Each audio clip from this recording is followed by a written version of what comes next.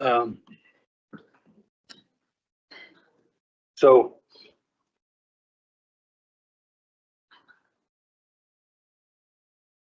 do I call you acting city manager? Do you call you clerk? Do I call you flirt tonight? Anything you like, Mayor. She's acting. You better watch out for that. Madam Fleur. Just look at my general direction. Yes, he'll keep you in mind, but look at my general direction and I'll respond. If all else fails. Yes. Acting city manager, do you have any meeting follow-up? Your Honor, members of council, I do not have any meeting follow-up. Anybody else, sir? Does anybody else around council have any meeting follow-up?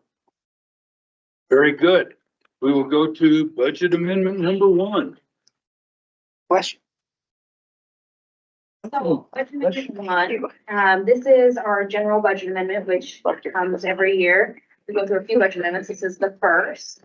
The city usually amends it soon after the beginning of the fiscal year. So this is what this budget amendment is. There's a few different types of budget amendment requests within. There's new budget requests. There are project rollovers and operational contracts. Essentially, the moral is that the net impact of these requests is $765,000. That's the total impact, and it's going to come from various sources, which include 1% capital reserves, bailable reserves, and the detail within each of the budget types of budget amendment requests. Jill is here and she will present on those. So if it's the council, I'd like to turn over the time to her to go over these. Ms. Johnson. Good evening, Mayor, councilors. So I'm going to reiterate a little bit of what the acting city manager said, but not too much. So staff is requesting that council approve the move of the budget amendment number 1 to go to a public hearing next week. The city does normally do 3 budget amendments every year. We do one about this time, we do one somewhere in February, and we do one right before the end of the fiscal year. So because budget authority is only for 1 year, any projects which have been budgeted and have been started in 1 year, if you don't roll over that budget into the next year, we can't complete the project. So really that's what budget amendment 1 is all about, is getting those projects moved over into the correct fiscal year so that we can continue working on those projects and getting them complete. As the acting city manager has said, the structure of the amendment is in attachment A, we have the new projects. In attachment B, we have the projects which are rolling over. In attachment C, the contractual obligations, which we are, again, contractually obligated to do, so we have to roll those forward as well. And attachment D is a request that we got from the city council last year, which you guys had requested that we give you a report which shows when the project was originally budgeted and why we continue to roll it forward. So that's what that attachment is all about. So I'm going to focus on the new request. So there are actually 12 new requests within the budget amendment. It totals $10 million of additional spending. We have offsetting revenue for most of this. So we actually have 4 projects which are using federal funds. We have $8.7 million in revenue that's related to those projects. 2 are grants from ARPA funds that were awarded in the fall of 2024, so just very recently. We also have an additional federal grant that was awarded for the North Casper Athletic Complex. And the final federal grant is related to Wildland Fire Program, which reimburses 100% of firefighters who are deployed on wildland fires. So in addition to this, in the new section, we have 2 budget reductions. So we had the Lift Hall Road project, which was funded for fiscal year 25, with the lift breaking at Hogadon toward the end of the season. This project has been defunded, and those funds are being applied to the actual lift repair. In addition to that, we have the revenue guarantee for the airport, which was included in the budget. We are now defunding that because the county canceled the agreement. So overall, the impact, as the acting city manager has already stated, for these new requests will be $765,000. So with that, we do have department heads here, and they can help us with any specific questions on a particular budget amendment that you would like to know more information about. And I'm happy to answer any questions. Any questions from councilors? Looks like we're good. So I would give you a thumbs up for bringing that up at the next meeting for final approval. Great, thank you so much. Everybody, or did you have a question?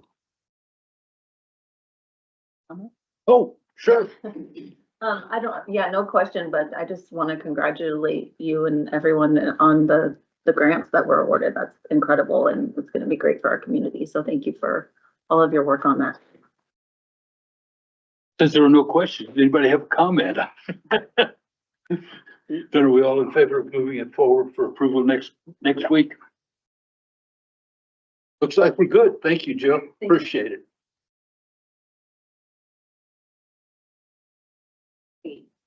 Geez, listen to the audience. Are we that boring? They're like, we can. Look, Reese. Gotta clear a room. Glad y'all could join us. Thanks for coming. Thanks for coming. Well, I see a couple of them are gonna have to stay though. Do I because have of the water business. Know how to clear the house. Just to make it. Yeah, I feel on the other.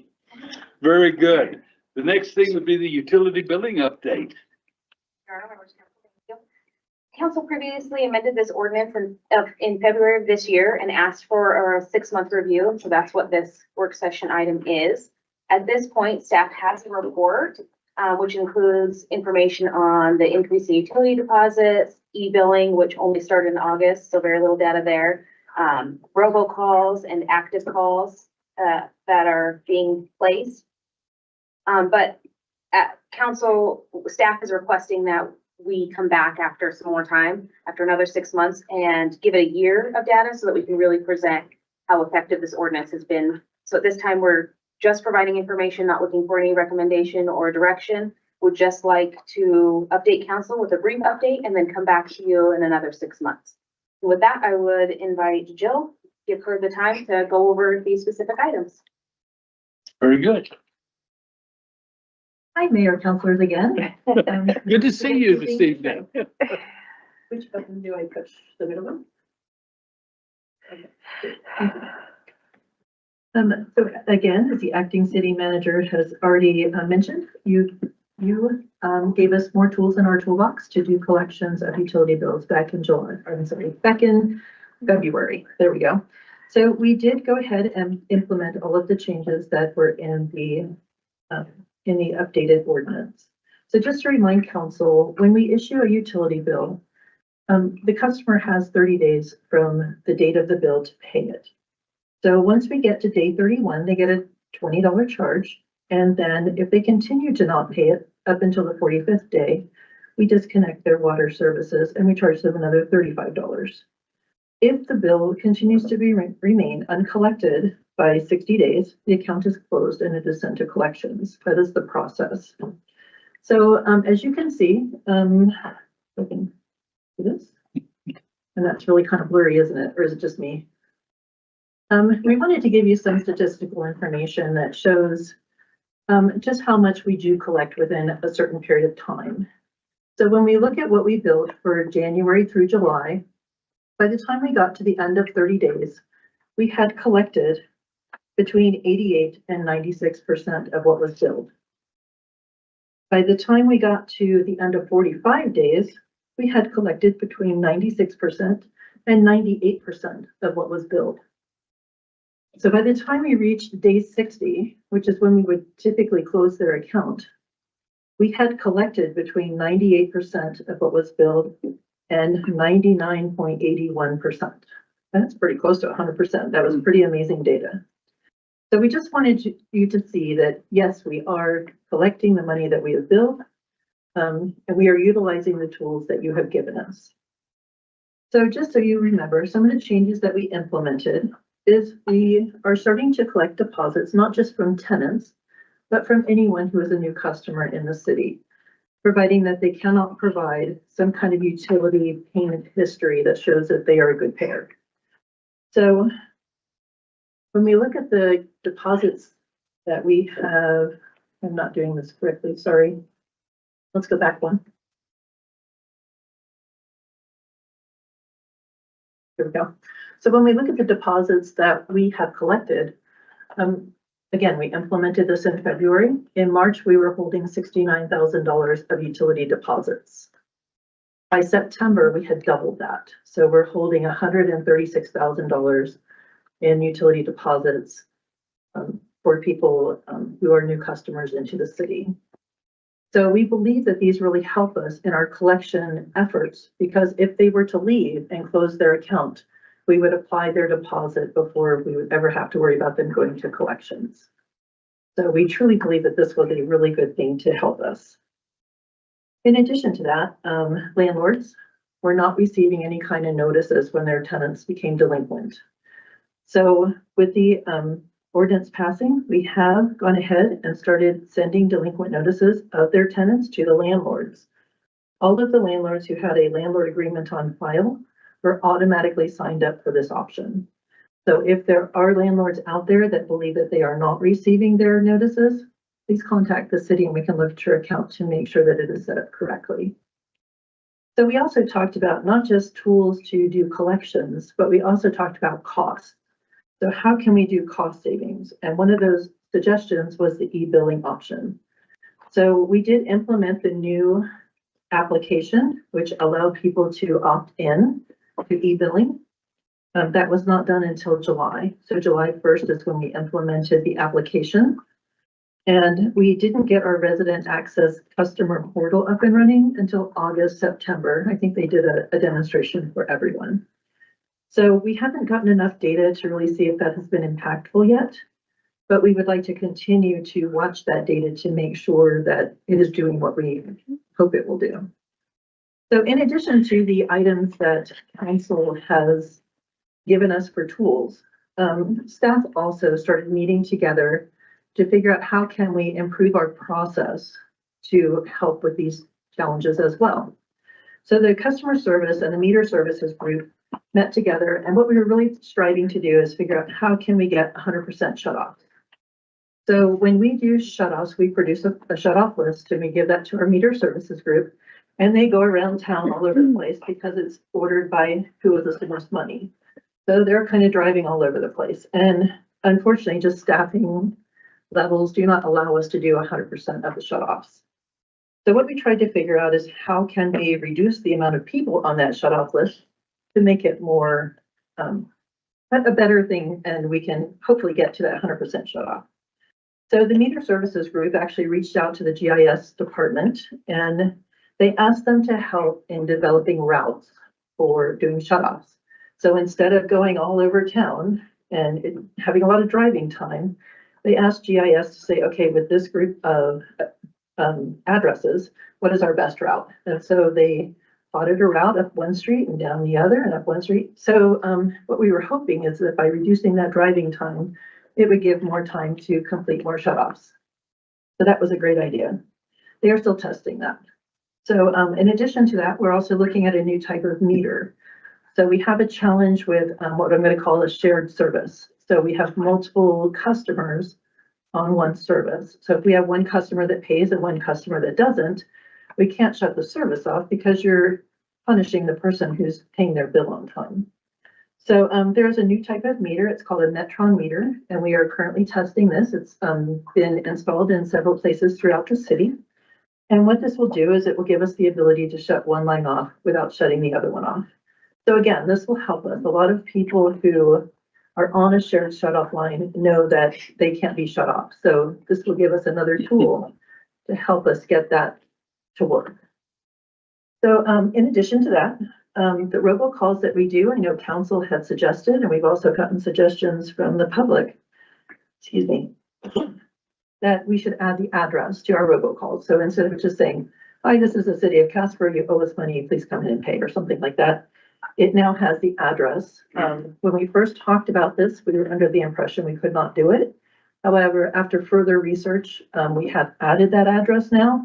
So when you get the call now, it'll say, hi, this is the city of Casper. Your service address at 123 Main Street is delinquent. Please give us a call. So we hope that that will be helpful to everybody. And then finally, one thing we found is that if we had staff calling people on our delinquent list and doing a personal phone call, not a robocall, but a personal phone call, if they can get in touch with the customer We have a 60% success rate at doing a collection right there. It keeps them off the shut-off list. It gets us our payment, and we feel that that's really a beneficial service. So we have been working on making sure that we continue those and reaching out to customers to get them up and current. So again, staff believes that we are heading in the right direction. I can do one more chart. Nope, this doesn't work right. Yep, it's that one. So this shows our utility collections by month. This is from March to September. So we are seeing the trend line actually going down, although I am concerned that maybe seasonality is part of this. So as we get to September, you're using less water, typically with irrigation. So we would like to do this for a year and then come back to council, give you further information. We'll have more data points and we can see if that trend is truly functioning that way, or if that is something that's related to seasonality. So that would be my request at this point. I'm happy to answer any questions, but really I don't have anything else except to kind of come back to you guys in February and give you some more information. Questions? Councilor Bond? Thanks, Joe. That was very impressive information. Thank you so much. Just a question on the chart that you had on the 30, 45 day and 60 day delinquency. So again, I think that number is, 98, 99% is incredible. What does that translate to in terms of about how many shut-offs a week or a month? Do you have a ballpark? I do not have a ballpark. So we do billing in districts. So there are 4 districts. They are all different sizes. So it really depends on the district. It depends on the timing. Summertime, you have more typically shut-offs than you would have in the winter time. So I can certainly give you some more data, but I do not have that available. Okay. If the opportunity comes up, that'd be great. And then just a couple more questions. So the graph that you showed with the utility deposits held at the first of each month, is that number it goes progressively? That's cumulative? It is. It's cumulative. Okay, just wanted to make sure. It is the amount that we are holding in that account at that time. Okay, thank you. And then I did have a question on are you going to talk about the graph, the pie graph that's in the packet? So I touched on it, Mayor, Counselor, sorry about Yes. that. I kind of touched on it a little bit, stating that if we can get hold of the customer, we have a 60% chance that we are going to make that payment, Okay, have them make that payment. okay, So the other items within that pie chart are other results. So maybe we couldn't get hold of them, or maybe they said it was in the mail, or maybe they said, no, they're not going to pay it. I mean, those are the different things that we put into that pie chart. so the yes, no means yes, they did pay, or yes, they were contacted? Yes, they did pay. Okay, No would be no, they did not. okay, Payment And then arrangement payment, is self-explanatory, okay, yes, and in transit would be it's in the mail. okay, thank you. I think that's all the questions I have. Thank you. Councilor Gamroth? Thank you, Mayor. Thank you, Jill, for all the information. I was curious why we have data starting in March from the changes that we made in February. Is there any reason we didn't include data, like 3-year average, 2 years before we made those changes to get kind of that historical perspective? For instance, in regards to the last graph, you said that we're gonna kind of do it as a pilot for another 6 months, see how it's working. And I agree that's a smart decision to have, but is there any reason we don't have 2 years prior to this to be able to see if that seasonality is something that in past years we've experienced? Mayor, Counselor, I did not go beyond the time that we made the implementation of the changes to the ordinance. If you would like, we can certainly do historical information for you, but what we were trying to show is what is the impact of those changes. Follow-up, second. Thank you. I guess for me personally, I don't know if it's a shared perspective, but to me, it would make sense to the previous couple years as sort of like a control, so to say, so that you can, compare and contrast it. But maybe I'm maybe that doesn't make sense, but in the moment, I feel like that would be helpful for me, but Mayor, Counselor, if you would like, we can put that together and put it in an info packet for you. if it's not a terrible burden, you know, if you're having to fill out an Excel spreadsheet manually by hand and it takes you hours, I'd say it's probably not worth the effort, but if it's something you can fairly easily pull, I think it would be helpful. Excuse me, idiot. Vice Mayor. So I do know that quite a few landlords are not receiving any delinquent notices, so, do I just point them directly to your email, or just, how do you want me to have them contact your office? Mayor, Vice Mayor, please just have them contact the office either through email. And I'm not really sure what the customer service email is, or they can contact me directly and I will get that where it needs to go. Okay, thank you. Okay. Any other questions or comments? We appreciate the update. And I'm sure the young lady that's sitting up there helped you out with all of that. Thank you, Brandy. Oh, the king of the spreadsheets? Thank you as well, Pete. We appreciate it. I think we have to be the one to do all your data. Looks like recycling options are up next. You should send them some chocolate. Recycling and curbside recycling has been a topic of interest for quite some time. Staff looked into the options and has provided a recommendation that would improve the landfill diversion program. The basic idea of the recommendation is to go with option 3C. And pursue grants to cover the infrastructure and of moving to curbside recycling collection, and then fees would cover the operational costs.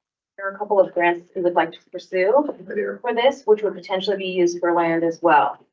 So at the end of Cindy and Tom's discussion, we will be asking for thumbs from council as to whether council supports the idea of city pursuing these grants. And with that, I will turn the time over to Mr. Brower and Ms. Langston to go over all of the options with greater detail. Thank you, City Manager, Mayor, members of council. Cindy and I are going to kind of tag team you tonight and cover this presentation. This is the topic that we've been discussing for a long time, I guess, since I started here roughly a year ago. And Cindy's been working very hard on this to prepare different options and analyze all the data. We don't necessarily have a definitive solution right now, but a recommendation on how to move forward, depending on what council's desire is. And so I really wanted to start from a place because when I took this job, I really understood water, sewer, and streets quite well. Solid waste was not really in my wheelhouse, and I realized how blessed we were to have Cindy in that role and helping us out, but also learned a whole lot about solid waste. And I thought it would be interesting to kind of remind all of us, because I know the questions that I get about solid waste a lot of times are things that people don't understand, and myself not that long ago, about what takes place at the solid waste facility. And so the first slide was just to try and understand what happens. People see all these garbage trucks running around town. They see them go up to the landfill and they see things get baled, and then they see everything get buried. And so a lot of the assumption is, oh, you guys just bury everything up at the landfill. And nothing could be further from the truth, because we have the private trucks and city trucks, and then the citizens that bring their stuff through the scale house, and also included, we have the administration there with Cindy and her folks, and then the hazardous materials spill response team that's part of the solid waste that helps out the fire department a lot. And from the scale house, it can go one of many places. It can go straight to the baler for the garbage that gets picked up in front of our houses and gets baled and then buried. It can go to hazardous and special waste. And that's a program, again, I learned more about.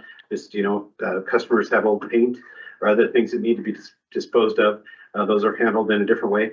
It can go to the materials recovery facility. We're going to talk a lot about that because that's basically the core of this recycling. It can go to composting, and composting can be a lot of domestic waste. And the landfill city does an amazing job of reusing so much of that compostable material and turning it all kinds of products that get reused citywide. Electronics waste, and again, cities work very closely with the program of electronic waste that can be very expensive to dispose of, and that's a separate waste stream. And then there's metals, and those metals get handled and sent to a recycler. And then we have all the recycle depots that we see around town. And then kind of a fun program that a lot of people don't know about, the bicycle reuse, where they just have a bike rack up there. So if somebody wants to get rid of a bicycle, they put it in the bike rack and somebody else comes up and picks it up. And so it's again, a pretty complex operation. And it was fascinating recently, hauling trees up there for my daughter, and took my wife up there and was giving her a tour de force of the solid waste facility. And she had no idea about all the different components of it. And then from the baler and all these other places in the landfill, we have the bale fill stuff. We have construction and demolition debris. So if somebody's demolishing a house that gets buried in a cell, but in a different location, infectious waste, the waste that come from the hospital, and animal cell, for animal waste. Also included with that, we have the sludge from the wastewater treatment plant that we combine together with wood chips and then use that for cover on the landfill. So it really is kind of a cycle of life up at the landfill. There's a whole lot of reuse and trying to maximize the recycling as well as composting, the electronic waste, and all the other stuff that we do. Tonight, we're really going to focus on the materials recovery facility, or they commonly say up there, the MRF. And so how does the MRF work? And so we have the recycle depots around town. There's 8 of them in Casper. One of those is up at the bale fill facility. There's one in Evansville and one in Barnett. And from that, we have city trucks and some private trucks that then take them to the scale house. And then that goes to this materials recovery facility, or the MRF.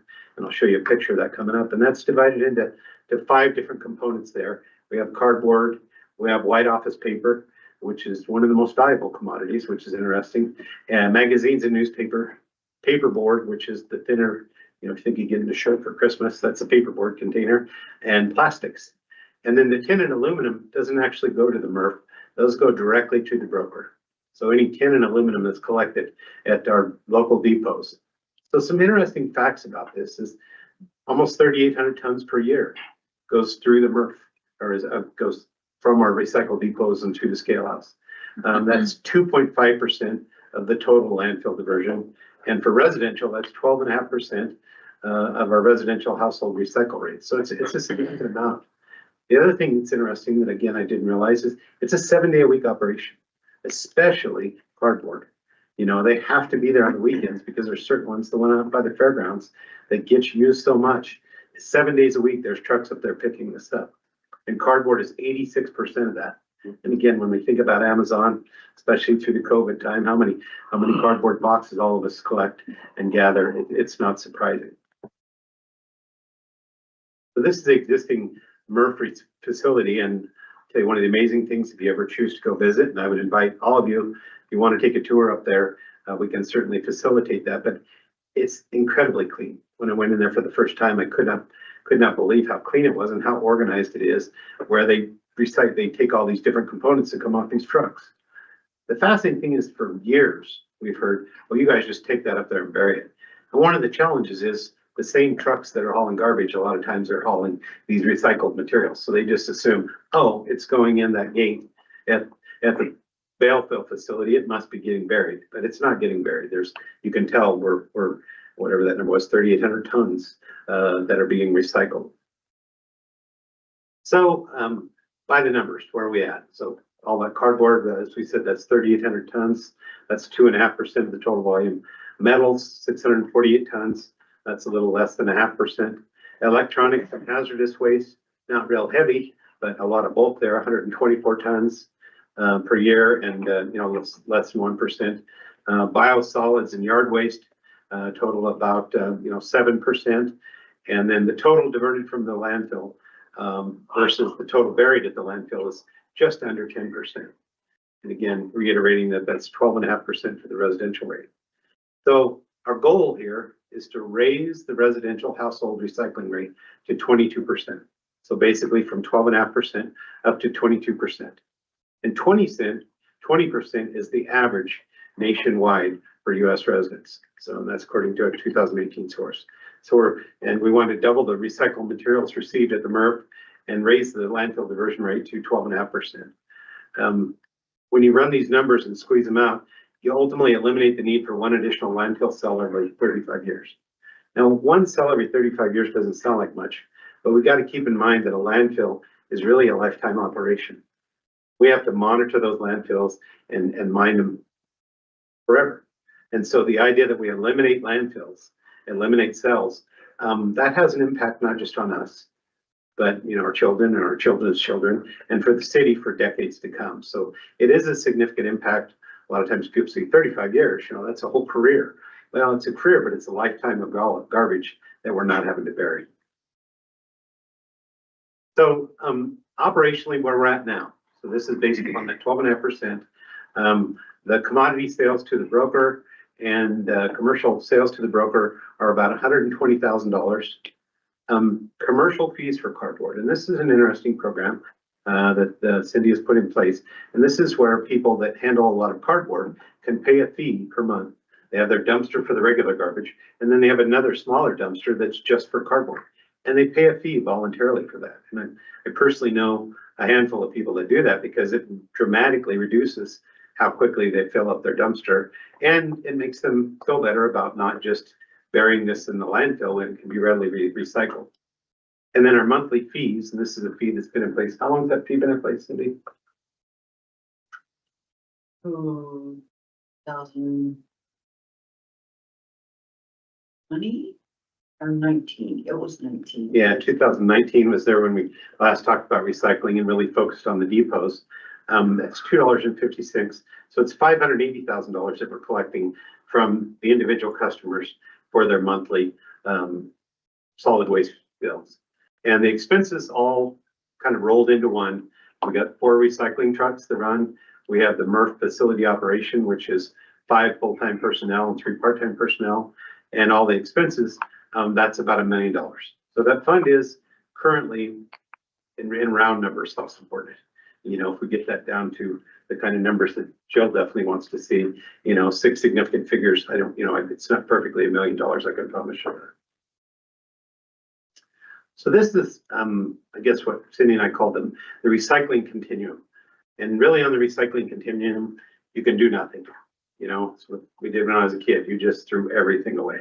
Everything goes to the landfill. You don't worry about it. You bury it, you forget it. The other one that we've seen in some communities, especially communities where it's much more challenging to bury solid waste, is mandatory curbside recycling, where they try and get that garbage down to almost zero. And by composting and all kinds of more advanced operations, you can do very close to 100% diversion. Where we're at right now is where community recycle depots and diversion at solid waste. So somebody brings us like the tree waste or the recyclables to the solid waste or the depot, we divert it. And then another option would be regional recycling depots, where if we tried to make larger recycling depots, I remember working on one of these for the town of Glen Rock years ago.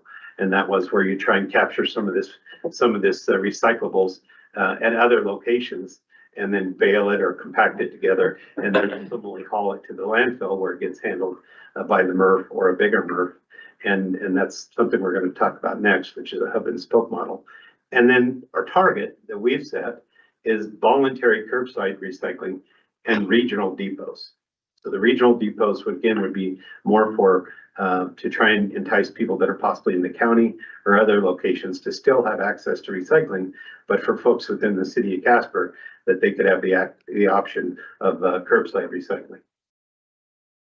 So the hub and spoke model for recycling, and it really applies to places like Wyoming, is you have the hub, you have the larger community that has the resources, that has the volume to build a true recycling facility, to have a MRF, and they have the access to the end markets. In much bigger areas like Denver, they have direct access to end markets. A lot of our recyclables get trucked quite a ways because those markets are ways away. And all the spokes that come off of this are the smaller communities. And right now, our landfill serves how many other communities in round numbers? 7. About 7 other communities. So, the ones that come to mind right away, we've got Evansville, we've got Bar None, we've got Douglas, we've got Glen Rock, and all those, they would be spokes. And so they could have recycling depots that compacted it in their communities. They could haul it on their trucks to us, and then we could handle it at the MRF.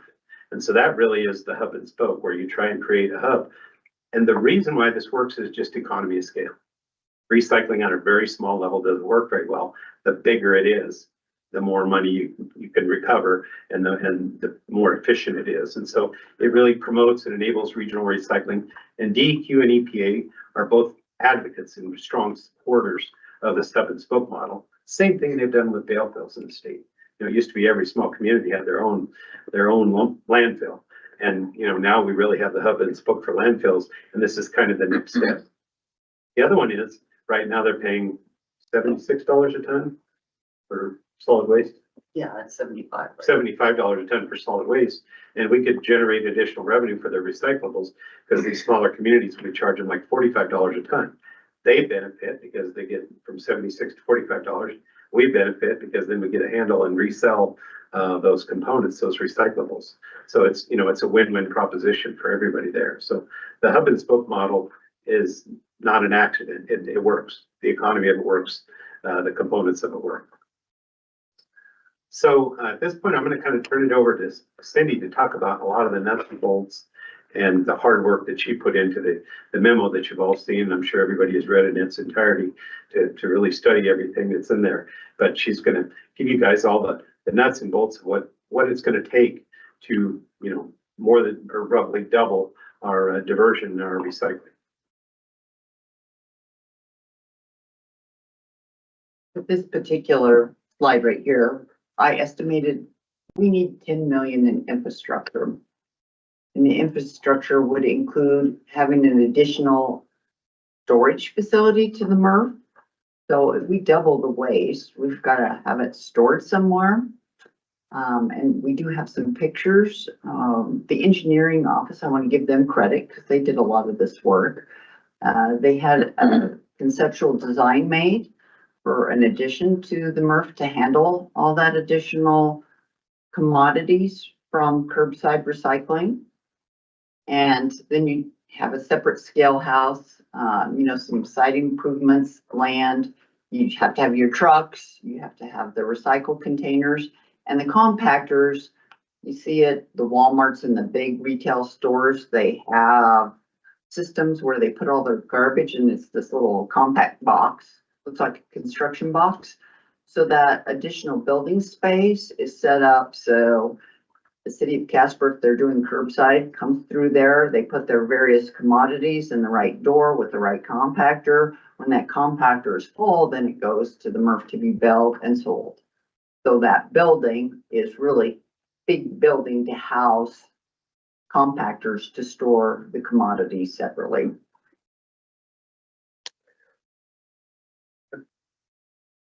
So this is what the engineering department came up with a conceptual plan. You see the two doors, the truck that's just picked up all the recycling from curbside at Casper or Douglas comes in with theirs. They just drop off the white paper in one bin, the cardboard in another, and they go out the other side of the bin. So it's pretty simple. And here's what a truck would look like. You see the different bins here. Each one of those doors on each side would be for a different commodity. The estimate of the operational and capital costs, the 10 million, I just went over what would be included in that. And then if we had curbside, we'd have, and this is with the assumption of 80% of our community participating, we'd have an annual personnel cost of $1 million, annual expenses of the 775, 225 for the annual sinking fund for the truck replacements. And my rough estimate is everybody would pay about $9 per month for curbside. And that's everybody, we have 19,300 residential households. That's everybody paying that per month. And then you can participate or not. And Cheyenne's works just that way, and it's incredibly successful. They have the best program in the state. I talked to lots of people. And the people who don't participate, I talked to the manager about that, but they're paying. It's really people who are time crunched or they really don't have time to separate things. And they are holding 2 or 3 jobs. So he says, we really haven't seen higher than 90% in it. goes in between 80 and 90. And I talked to him and I said, did you guys ever try just to charge the people who are using it? He said, oh no, we don't think that would ever work. Well, Gillette uses that model, and Gillette is interesting. They have really low participation, at the most 10. It averages around 7. And they really are interested in following this discussion with us because they would like to learn and potentially change to a Cheyenne model because they're not really happy with their recycling program. So they said the same thing to me. They said, our system doesn't work. We don't get high participation. And the regional recycling fee, that would mean the city of Casper trucks that are coming in with recyclables, or Douglas or wherever, the $45 a ton. And that 5 years ago, that was $35 a ton. So I just estimated it'd probably be close to 45 now. Then the commercial fee to reduce recycling costs. Actually, Tom came up with this idea and I really liked it. We have the program where commercial businesses can participate in the cardboard and charging an additional fee just to support the whole infrastructure for it. So adding some of that, and my memo says that we could add, anywhere from 10 to 15,000 a year to that bucket. And I'm sure those customers would not have issues with that because they're all doing it right now and they're all very good at it. They want to do it. And so where do we go from here? Well, what we know, as you mentioned, we have a 10% diversion with all of our diversion programs now. If we do curbside, we can go up to 12.5. Right now, our residential homeowners in the city of Casper and renters, it's 12.5. We can go above the national average with 22%, and we can save a cell every 35 years. That's a great goal. In 2007 was the last time we actually asked the public if they wanted curbside recycling, if they were willing to pay. And at that time it was 50%. And saving landfill space is good for the environment and it's good long-term for the budget, as Tom mentioned earlier. What we're asking for you today is, one, we would like to hire a consultant to put a business plan together for you to review and approve for diversion in the landfill. As I recall, you were interested in looking at grass and leaf collection again and some of these other programs. So having a business plan on all the diversion programs, how we prioritize them and what it would do for us. And general direction from you to pursue a whole bunch of grants. Jolene Martinez and I met with DEQ. And DEQ, I don't know if Craig's here. Oh, so Craig is the state recycling coordinator and he's also the program manager for the landfill remediation program. So I work a lot with Craig.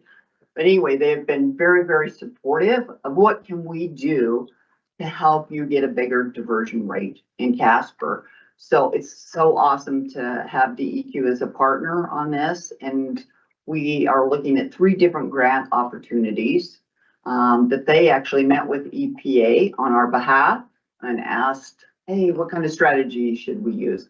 So we really want to pursue this money because I think to make it affordable for everybody, it's got to be less than $10 a month. And to do that, we need to have the infrastructure paid for through grants or low loans. So that's one of the things we're going to ask you. Say, hey, are you all for us pursuing and spending time on trying to procure some funding for this? And as we mentioned, engage a consultant to put that business plan together. We need to acquire that $10 million. And the city manager and the acting city manager met with me and they said, make sure they understand what you're recommending. That recommendation is everybody, all the households in the city of Casper pay, like Cheyenne's. Then we're not saying you have to participate because we know if we tell people this is mandatory and they don't care about it, we're going to have lots of contamination and those kind of issues. So we want it to be voluntary. those people, you're paying for it, so if you wanna do it, we think they're gonna do it right. And that's been proven in Cheyenne. So that's the program that I'm recommending to everyone, and Mayor, closing the depots. So I did mention that we may want to look, with whoever we hire about keeping maybe a couple of the depots open for cardboard. One of the consistent things that they do throughout Wyoming is they ask residents to cut up their cardboard to put in the containers. And I know I bought the service, from Recops that does it here locally. And they don't ask that, and I would have not liked cutting up my mom's cardboard to put it in the container. I would leave it, and if it wasn't a windy day or snowy day, no problem. If it wasn't, I would hold it, but my mom had a big garage.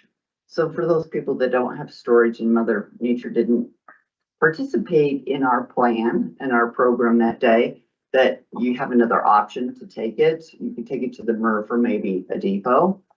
And then, of course, I love Tom's idea of incorporating a small percentage to the commercial cardboard folks for supporting the infrastructure for their cardboard recycling.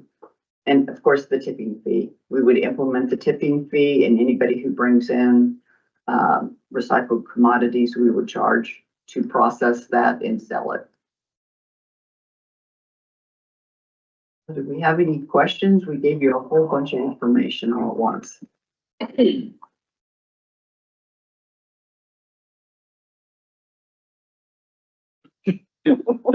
We'll start with the vice mayor.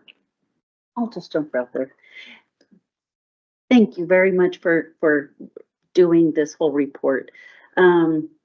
As much as I think that this would be a great thing for our community, I cannot advocate of adding more money to somebody's bottom dollar. I just can't do it. People are already struggling enough as it is, and if they're struggling and they can't make ends meet, I understand $10 a month isn't much, but it could be a lot for some other people. And so I just cannot, Cheyenne has the ability to have a permanent 6-cent tax that the citizens do vote on. And so they do get to choose these things. We don't have that luxury. And so we have to make all of our pennies count. So for me, I can't advocate for something like this as much as I think it would benefit the community. I just can't have our citizens pay $10 a month extra on their bill, because I know that you guys are going to come back to us in January asking for a rate increase probably. And we've got to be able to manage this, and I just can't do that for our citizens. Councilor Gamroth. Thank you, Mayor. Appreciate the information. A couple questions, if you don't mind. I was curious if we know what the current state is of private curbside in the city. I know it used to be Casper Curbside Recycling, but I believe they were acquired by Recyclops, and I can't be the only one that laughed when I read that name. It's an office, right? All right. I'm not the only one who watched The Office, right? So do we know anything about what their experience was starting curbside? Do we know what the circumstances were to their acquisition? Was it because they kind of scaled beyond their means, or were they struggling to stay profitable? Do you know anything about their experience with that program? You're on council, or I would prefer they come and talk to you. The previous owners were awesome, and I loved them. It was one of our coworkers or firemen owns the company, and he and his wife ran it beautifully.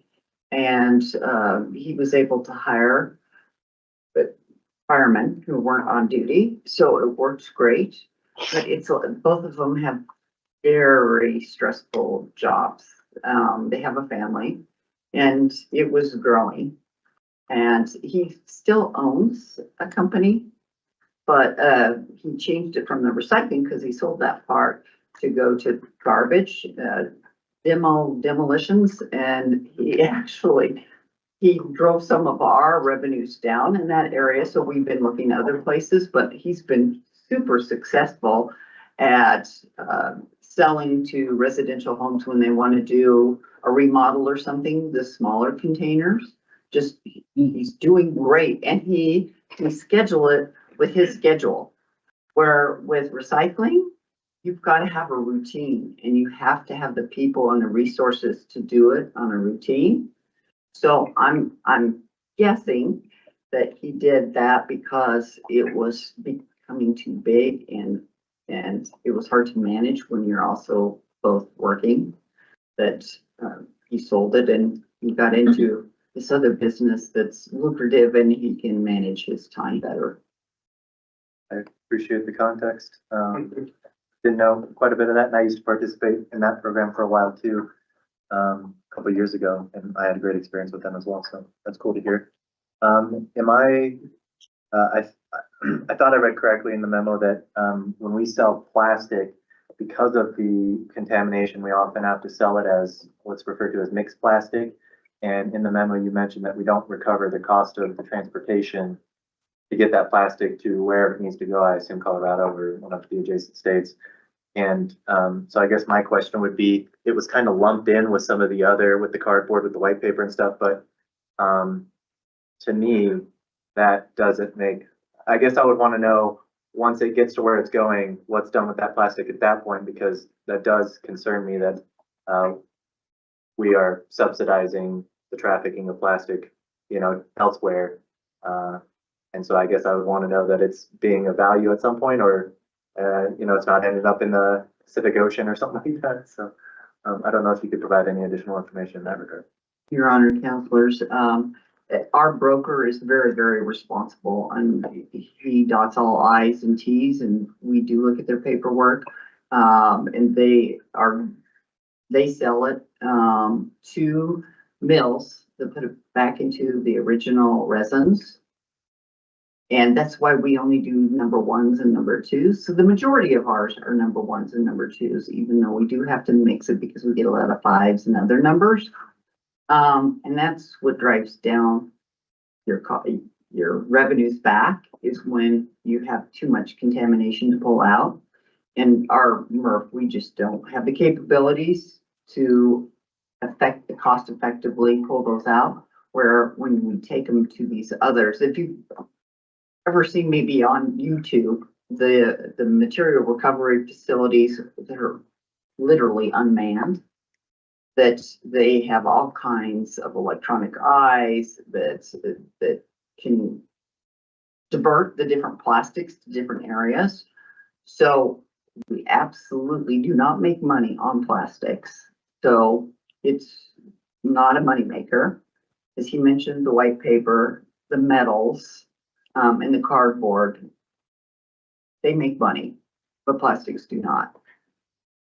We have some ideas of how to make the plastics better. A lot of it's education. We get the highest contamination. And we did put in a second option if you didn't want to go to the curbside, is just improving our current system. And with that system, we will be heavily weighed on public education on plastics. So we could actually start earning money on plastics. You can get really high dollar for number 2 plastics. That's your milk jugs. Those are very valuable. So if we have a clean stream of those, we're going to get good revenue. Second, we're going to get really good revenue on number 2 coloreds. But that's going to take some education and some control at the depots because they're unmanned. And I put the prices in on that one too. If you end up deciding, hey, let's just look at improving what we have, and that's part of it. Let's try to make money on plastics. What can we do to do that? And that's what it's going to take, is a bunch of education and reaching out to people so they understand what needs to go in this bin and this bin, so we can sell them at a profit instead of losing money. Thank you. Counselor Jensen. Were you done, Kyle?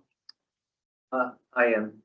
If Cindy, if you knew the cost of what it was to currently recycle plastics, I'd be curious about what that number is, if you have it off the top of your. Well, what I do know is we're not getting any revenue back, that we're having to pay the transport. So the transport runs anywhere from $900 to $1,200 for us to ship it either to Salt Lake or Denver. So we're paying at about every 3.5 to 4 months. So $5,000 or something, Yeah, not hundreds of thousands. no, absolutely not. Thank you.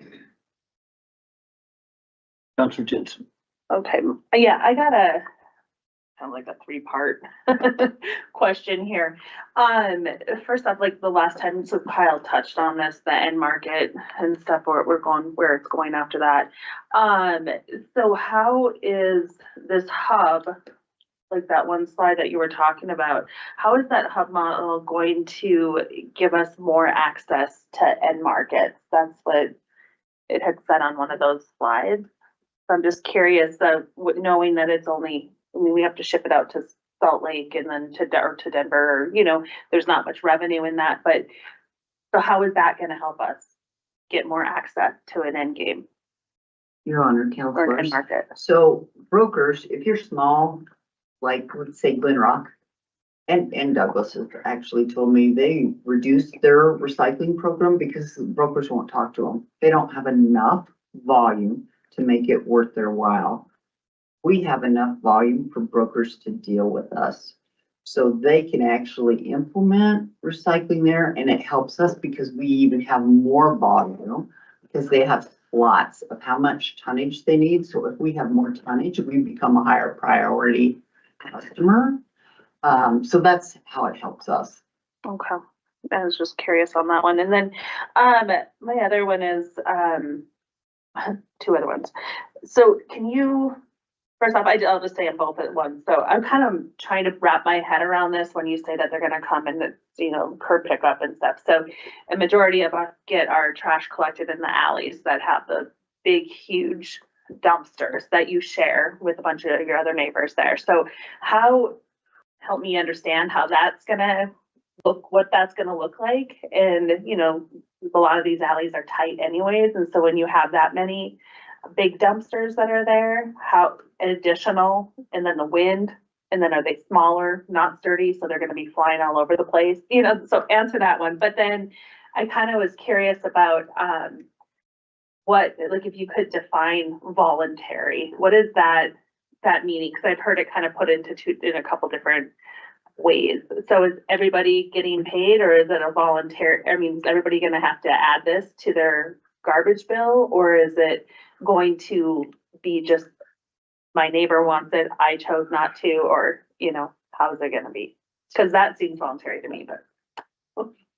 Your Honor, counselors. So on the alley,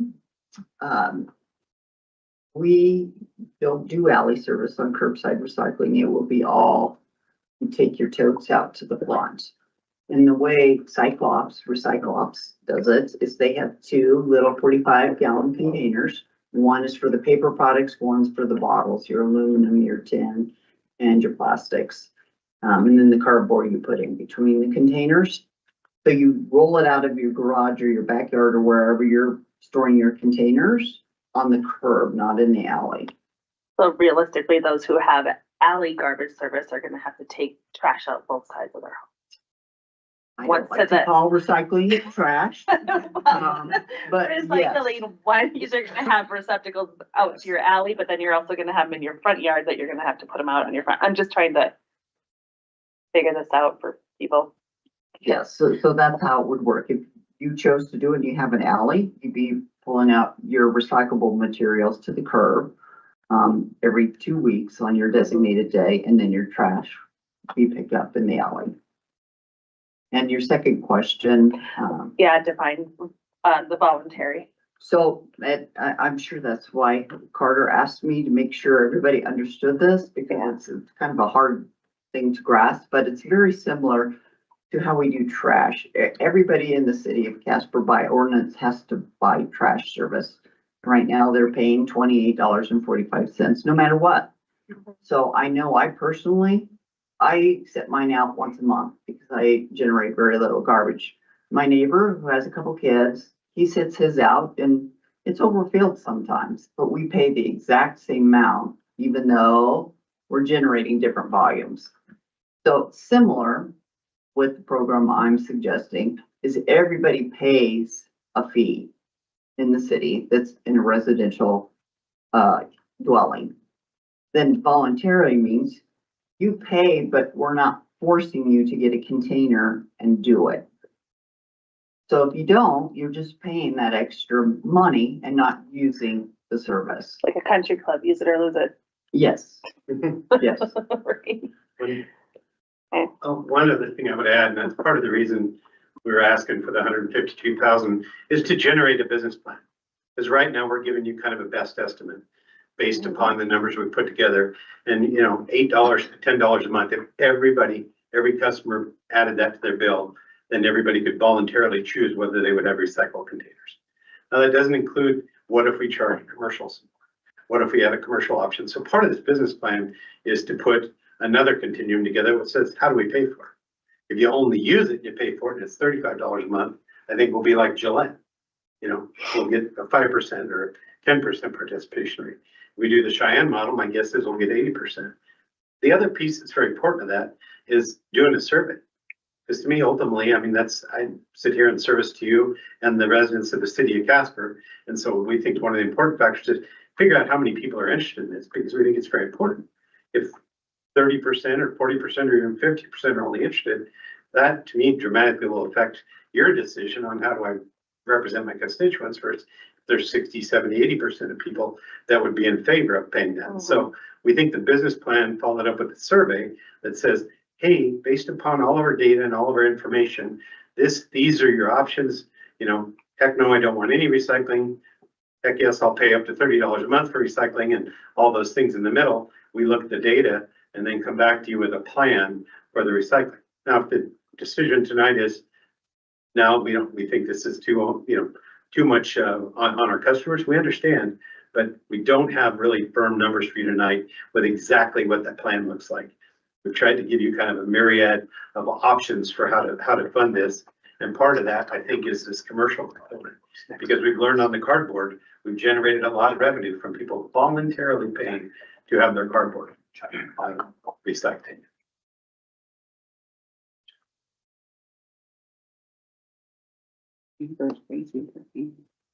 Do it. Is somebody gonna ask about the grant? You want me to be put on the list too? Okay. Jai, you would be next. Okay, thank you. Good, I guess somebody talk. one comment and then a question. I mean, we do have a voluntary recycling program right now, it's just in the private sector. So we have that as a comparison, right? So I think we can learn from that, and we know it's not at 80 to 90%. It's also more expensive than what's being proposed. But so I think in terms of what your recommendation is tonight, it makes sense to me. The way that it's presented, everything's together, but I think if it's sequenced to where we approve a survey and the business plan as step one, and simultaneously you're gathering information about available grant money, but not necessarily pursuing. It feels like if we pursue the grant, apply for them and get the money, but then learn that our community doesn't support it, that's cart before the horse. But I think if we're both learning and then doing the business plan, to me, I don't know why we wouldn't do that. I mean, as a participant in the Recyclops program, this would lower my cost for service, so that would be great. But I do feel like it's important for us to know, given what Lisa was saying, we are in a different time than we were in 2007. Who knows what that $9 to $10 is going to mean to people. We might have most people say that's great. Let's please do it. But we also might hear otherwise. So I think I'm definitely in favor of pursuing the business plan and doing the survey. And then the more we can learn about grant availability, I think that helps the public and us understand, what the cost ultimately will be too, so that we can then come to a final decision after we have all that information. So if that's what's being suggested, yes, for sure. Councilor Bond. Thank you, Mayor. And so, yeah, Tom and Cindy, thank you. This is amazing amount of work. You did an incredible amount of work here. I did want to just clarify to make sure I'm understanding your recommendations. So the first part, you mentioned the $10 million for infrastructure. And and that was giving me the greatest heartburn, but the fact that there would be grants available and could cover most, if not all of that, gives me a lot of comfort there. Did you have another question, Jenna? We're discussing about that The one. 10 million? Yeah. Okay, well, okay, I'll let you ask it. Okay, so the, Wrap it into your grant. so the, landfill diversion plan with the 152,000, that would be money that we would have to find in the budget to pay for this, the consultant and the survey. Is that correct? That would be new dollars to, okay. Mayor, Counselor, and that would come out of the enterprise fund, Oh, the solid waste enterprise yeah, fund. that's what. That would not come out of, it would be the solid waste Okay, enterprise. thank fund. you for that. That would fund that would fund that study, and we do believe we have that. Yeah, Available. Yeah. It would require okay. some budget work, but we Okay. do believe we have. So we don't have to look elsewhere for this. Okay, that's good to know. Okay. All right, and then, on option C, I just want to make sure I'm understanding this correctly. About charging all residential households. If the city raised their monthly fee, I don't know if this is connecting back to the 2007 survey that the public indicated they would pay $5 a month to. But it says if the city raised the monthly fee by $5 a month, the 19,000 residential households would need to pay $8.70 per month. I understand why that sounds confusing to me. So, Cover the $2 million operation. here.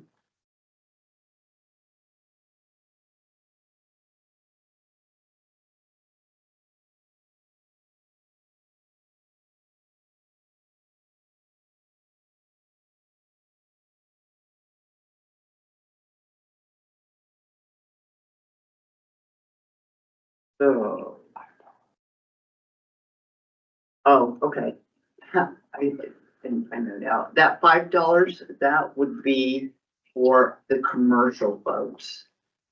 So if the Okay, commercial folks who are already participating, we would raise their rate $5 to participate in this program, and that would help reduce it by 13,000 that okay, we would have to generate from the residential. So the residential amount would then be, that's $8. Yes, okay, so it drops it a little bit by okay, doing that.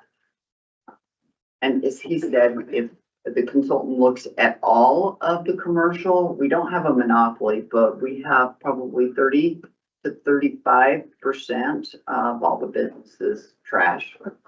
And some of the things that Sheridan's done is they've done a mandatory, you have to recycle commercially cardboard if you generate it. So those kind of programs can generate a lot of revenue to bring that number down even lower for the residents. So the consultant would look at a lot of different options to help lower that per household. and then just if I could, just one more, just kind of a follow-up to Councilor Jensen's question about the hub and spoke model. So are we saying that communities like Douglas, Glen Rock, Barna, Midwest, that they could ship their recyclables to Casper to be included in our tonnage? Your Honor, councilors, that's correct. And is there an incentive to those communities to do that? This is really an interesting question. When we were regionalizing the trash, when I go talk to them, they always wanted to talk about recycling. Well, will you take our recycling too? Okay, And at that time, we didn't have a material recovery facility. I said, we don't have the capabilities to do that. Okay. And really right now, we can take, and we have helped Douglas a little bit, but not as much as we'd like to. And some of these grants that are available, they're specifically looking EPA to try to get the small rural areas to have this kind of service. So those grants are available if you add that you're gonna service some of the small communities. So, and they're asking for it. Okay. They want it in their small communities. Even Fremont County when they shut down their recycling, they were all calling me, saying, can you take it? And I said, I'm really sorry, but we don't have the capabilities to take that from you. So there's a definite need in these small surrounding communities for this. So that, would that be a revenue stream for the city? It would, Perhaps. it absolutely would. Okay. To offset the cost of the, okay. And that's the economy of scale Okay. that Tom was talking about. So, yeah, I kind of agree with Councilor Sutherland about the, step by step. Let's do the survey, come up with a proposed business plan and go from there and deal with okay, let's see what citizens want first and what they would tolerate. And then go from there. Yeah, I would agree with that. Mayor, councilors, and when we started this process, and Cindy's done some amazing work, my hope was to come to you with, oh, here's the plan. Right. $7.23, it's gonna cost this much. And we figured out in my old math, it was like we had 7 unknowns, only 6 equations. And I was like, there's so many dynamics to this. There's the dynamics of the commercial, the dynamics of the hub and spoke, the dynamics of mandatory versus non-mandatory. There were just so many different dynamics. We were like, Cindy's done an amazing job of kind of giving you a broad brush approach to the options. But within these, there's 7 permutations for all the options that are presented as well. And so we thought that's ultimately when we kind of came to this conclusion. It's like, we really need to have somebody, a consultant, that can help us figure out how to obtain these grants. And DEQ is amazing at stepping in there in our stead, even when we can't have a voice with EPA to look at what grants are there. But at the same time, look at what is the menu of options that we have to present to you. So that's really our approach here, is to try and refine that. I think Councilor Sutherland stated it perfectly. It's really a stepwise approach that we want to stepwise look at what does the community want? What's our breadth of options? What does staff recommend as the option? And then from there, and what are the grants that are available? And then from there, say, hey, let's pursue, wow, we hope we come back to and say, hey, we think we have $10 million in grants, and our estimate was correct at $10 million. But until we put the business plan together, until we know what the public wants, we have, my initial goal of coming to you with a very pinpointed recommendation kind of slid through my hands. Sure. Sure. Yeah. Thank you both. Thank you both very much. Councilor Pacheco. Thank you. Yeah, and I'm not gonna belabor it. My opinion was the same as Jai's and what Michael said. I think because the prudent and the pragmatic approach to it is, before we make any decisions or knee-jerk reactions, it's incredibly important for us to find out what our constituents want. Majority of people are saying this is something we want. I say then we can make that pragmatic decision on it.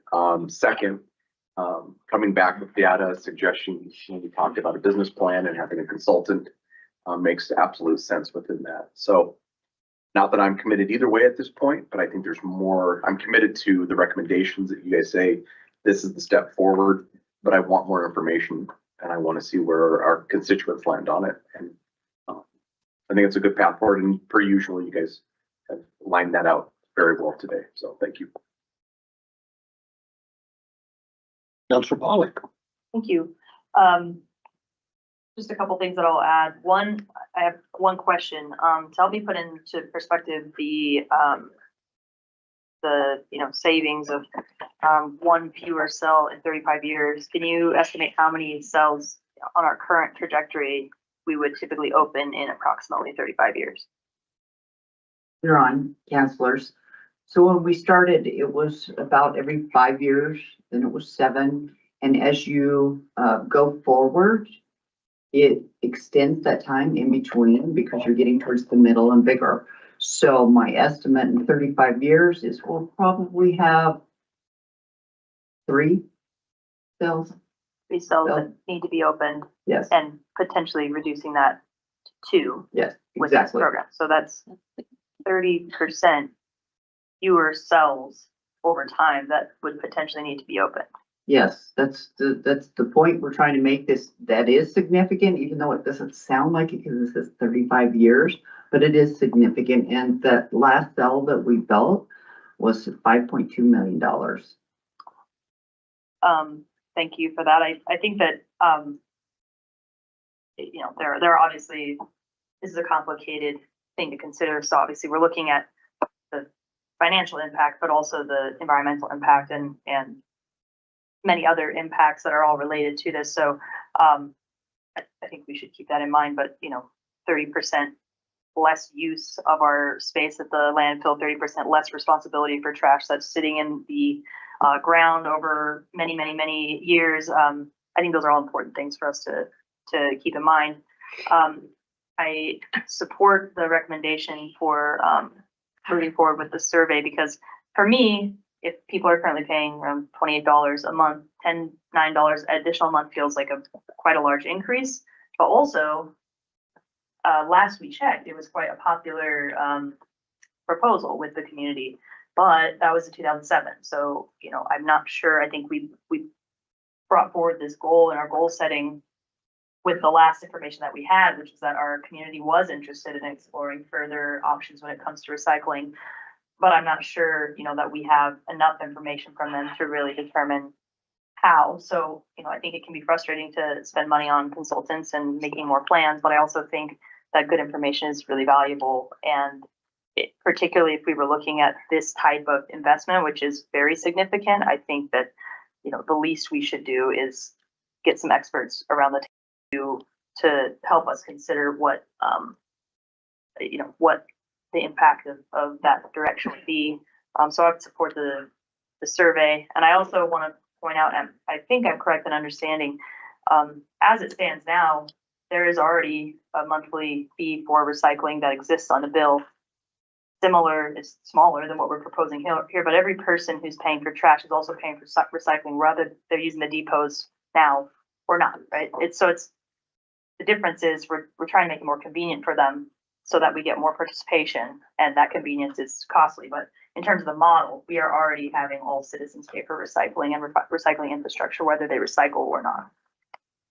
Your Honor, Counselor, excellent point. Yes, right now they're paying out of the 28.45 a month, $2.56 for the depot system that we run.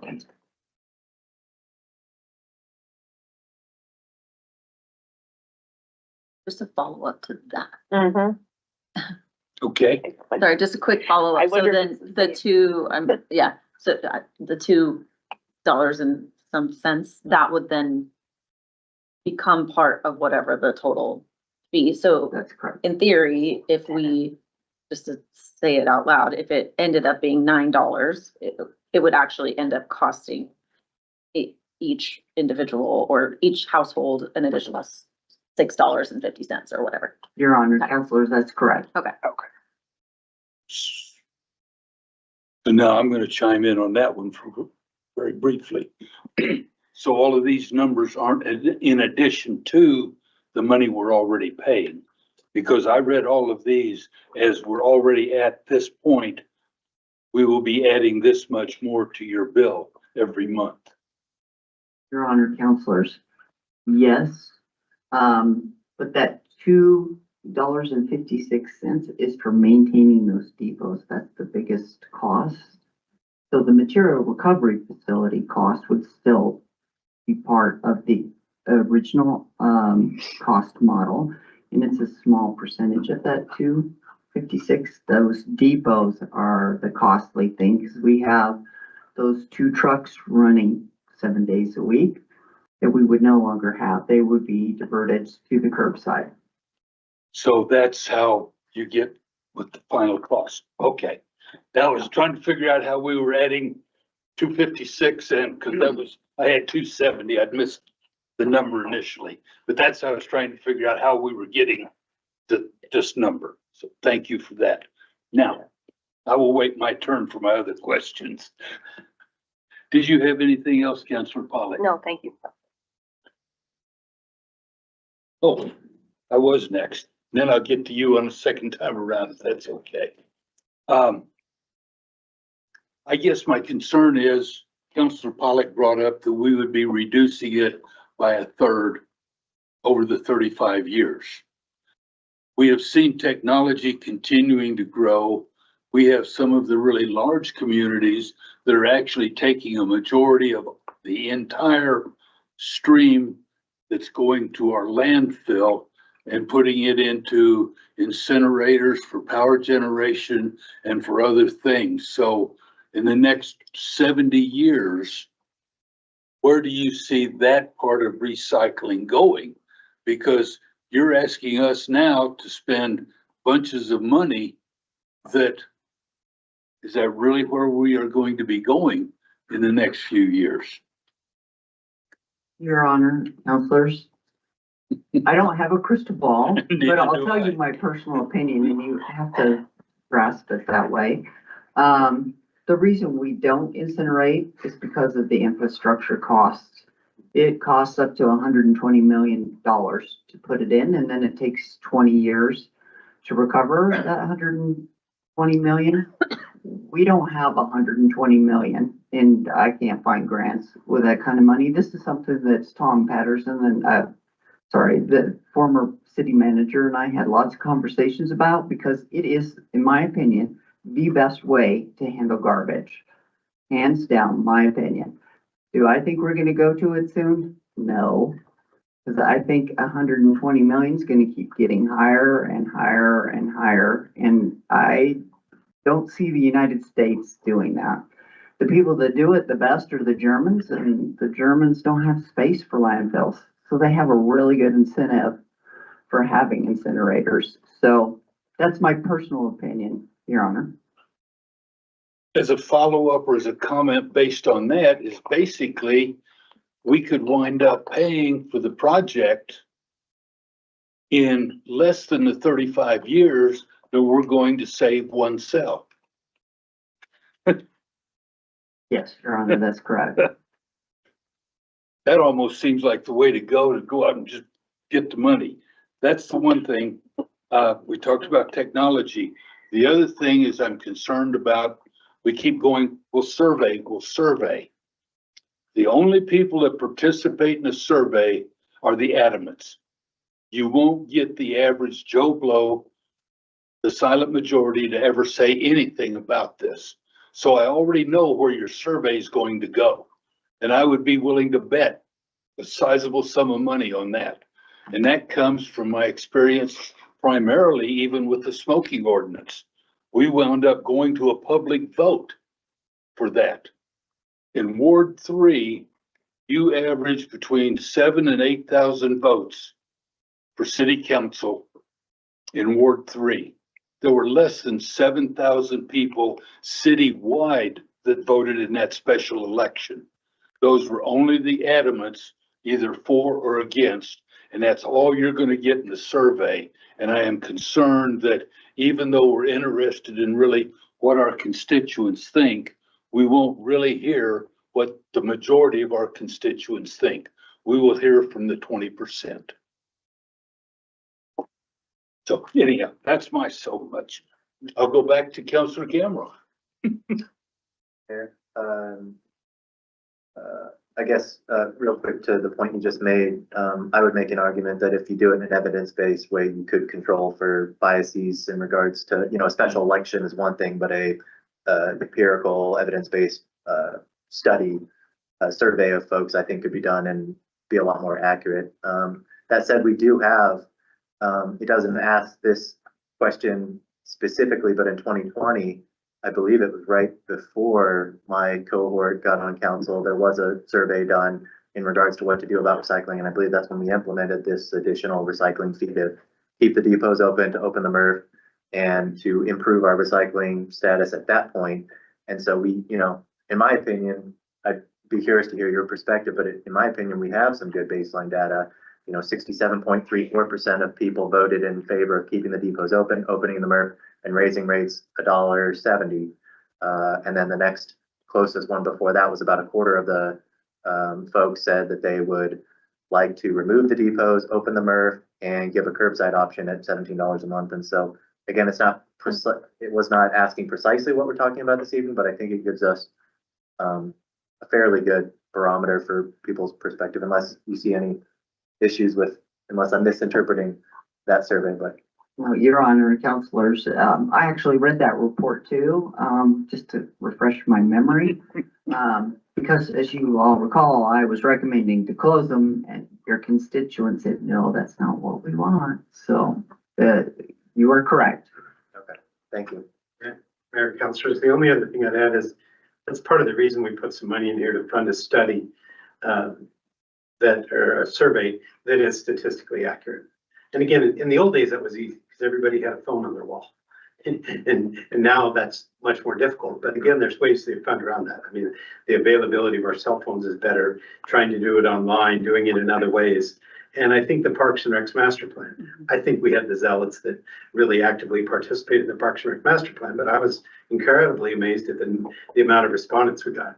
But that's one of the reasons we're proposing to hire a consultant, not only for the business plan, but for the survey, is to give us a higher level of confidence in that information, to make sure we're not just polling the zealots. Because I know if we just did in-house a Facebook poll or put a vote in with their water bill or whatever, the people that are really passionate about for or against are the ones who are going to vote. And we really want to get the best available information we can from that survey. Couple more. I got like two more. You're killing me. Sorry. Go ahead. I know where to be tonight, so. Yeah, and I believe in regards to this survey we did in 2020, that was opt-in, like we plastered it on the city website, it was on the bills, but it was not, we did not pay a consultant to call people or send out mail specific to this, if I recall. So, yeah, I mean, to the mayor's point, I would like to step it up in that regard, because we're talking about pretty significant investment. Could you please explain to me, so up here we have 152,000 for a survey study to gauge public interest. However, in our memo, it looks like the end of the memo, the financial consideration is $150,000 for the business plan. So could you clarify for me the cost of each of those? That, Your Honor and councilors, is probably a typo on my part. It should have said 152 for both of them combined. And that's our best estimate based on what business plans are costing right now. And yes, we did do it internally in 2000 with our community engagement team. So it may cost a little bit more if we hire a consultant to make it evidence-based. So I'm not guessing that's going to be the highest cost thing. It's going to be the business plan. Okay, follow up if I could. In your opinion, is it necessary to have the business plan to inform the takers of the survey? Is it kind of, you need to have both of them, or could we potentially do the survey without the business plan? In my opinion, I think we need the business plan, because I think in order to get really good data, we can't just shoot from the hip on what we think the cost is going to be. Again, the last thing you want to do in a survey is have 78 questions, because then people aren't going to take it. And so if we gave them 78 permutations of possible options, we wouldn't get any statistically good data. So I think we absolutely need the business plan so we can hone down the questions that we want to ask and try and gauge the interest in that. Thank you. I guess I don't have a question, but since Mayor's getting sick of me, and this might be like my last chance to speak on this issue before we move on. I'm always a fan of getting more information and getting surveys and stuff. The price tag of this one specifically is giving me a little bit of heartburn. That's a fairly significant investment. And I guess my worry is that it's just going to confirm what I believe to be the case, in that I don't think the majority of constituents are going to want to increase their solid waste bill by $6.50. If the current is 28, that's was that a 20 to 25% increase? I appreciate Councilor Pollock's note about the fact that it might save us one cell in the next 35 years, but I did some quick and dirty math, and if we increase everyone's bill by $2.50 times the 20,000 households that we serve times 12 months times 10 years, which is a third of the 35-year, that's 15.6 million in increased user fees. And so that easily covers the cost of a new cell. And so I guess for me, that's not the selling point that I was hoping it was. Again, if you have additional context, this is super complicated. There's a lot of variables for me to try to juggle in my head. And so you guys know way more about this than me. So please, I welcome feedback and criticism of the things I'm throwing out there, but I just want to let you know what's going through my head. I don't see that as a huge benefit in regards to saving us one landfill cell over 35 years, because the time that it would take us to build that cell, I mean, we're getting twice the cost of what the cell build would be from increased user fees for residents. So, at this point, I would be a no vote on forcing people to participate. If we can come up with a way to create a voluntary program where people voluntarily pay additional fee to do curbside recycling, all the power to them. But I would not want to force people that do not want to participate in the program to pay the extra $6.50 a month. Thank you. Any other questions, comments? And I think basically, if I understood what you're looking for, is you're actually looking for the approval to go ahead and spend $152,000 for the business plan and the survey. Is that correct? Your Honor, Counselor, that is correct, and I want to tell you, the 152 is the high range. And if it comes in less, and we don't have to do a budget amendment, that I can absorb it in my other contractual, I will do that. So I'm hoping for that. So that's the worst case scenario. Everybody okay with the 152 not to exceed to do the survey and business plan? If I say no. Looks like it passes to go ahead and go forward. Thank you. Mayor and councilors, thank you. Thank you for your time and the excellent questions. The challenging issue with not clear, easy answers. Appreciate your time and the attention to detail. You bet. Excellent questions. Thanks, Doug. It's always good to see you, Cindy. Yeah, thank you. And I do appreciate both sides of it, and I appreciate and know where or understand where the no votes are coming from. And I understand where the yeses are coming from as well. So we do appreciate that. And that is actually one of the things that I've liked about this council, is that we can have those differences, but yet we will still go out and be friends tomorrow. I do appreciate that. Do what? No. I'm just kidding. I just poured cold water all over you. So, very good. Then the next item on the agenda is the OYD form-based code review process. Acting City Manager. So the form-based code was created in 2008. It was the first of its kind in Wyoming. Updates have been driven by feedback from OYD Advisory Committee and businesses. And council has asked for review and assess potential updates. With that, I want to ask Community Development Director, Ms. Becker, to go through the updates and the discussion. Mr. Mayor, members of council, this is a topic tonight for direction requested. Staff had understood that there had been some questions raised most recently about really the status of the form-based code. And currently, whenever we have changes proposed to the form-based code, as we have since its inception in 2008, those have been brought forward typically by the businesses in the district, and they have really revolved around some of the design standards and just some of the construction ideas as far as rooftop signs, which was one that we allowed in 2011 after public comment. In 2015 and 16, again, South Poplar Street corridor, as I've talked previously, related to the zone change that HomeAx has sought, opted out of the OYD and South Poplar Street corridor. And so that was also something that came forward to this council by property owners.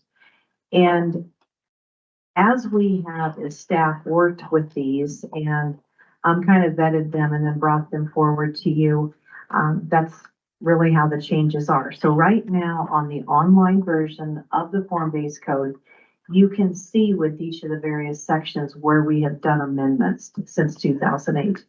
And that does pertain quite a bit to signage that we've made some changes. We did some changes to fencing back in 2009 and some of the definitions of what fence materials could be. And then, as I've said, the other one was actually the removal of the South Poplar Street corridor from the actual area. We have not revised those maps. That takes some cost to actually go back and do some of those revisions. But given some of the questions that have been broached by this council, we have delicately thought that through and it's outlined in the memo that you all received, the Architecture Review Committee meets on Fridays at 9 a.m. Counselor Jensen is a member of that. And the thought has been, from a staff perspective, to look at some of the more technical and construction-based aspects of the code, to look at the building types and some of the technical pieces with that group that is composed of staff as well as an architect and the counselor, and begin to put some recommendations forward to bring back to this group and allow for public comment. Also, most recently with the OYD Advisory Committee, which is the group of business owners in the Old Yellowstone District, along with Counselor Jensen, Counselor Gamrock, and 2 planning commissioners. That is a group that I believe would be best suited to look at some of the design standards to say, hey, do we want to have colors limited on signage? Do we want to look at different materials for the facades and bring back some ideas that we themselves as business owners down in that area might see as changes and nuances that have evolved since this was first written in 2007, 2008. So those were the 2 recommendations that staff had incorporated into the memo. But tonight it's to hear from you all with this work session as to what your thoughts are, because we don't know everything. So please embellish and let us know what you're thinking as far as perhaps the process of changes to the form-based code that oversees the Old Yellowstone District. I'm going to keep mine brief. The only thing that I guess that for the ordinance for the OYD was when we had our hearing, and it became evident that there were a couple words in there to where then we had that particular person then decide that they took liberties with a certain word versus instead of shall, and so I just feel like we need to strengthen some of those words so that they didn't feel like they could take the liberties and spend millions of dollars and then coming in asking for forgiveness.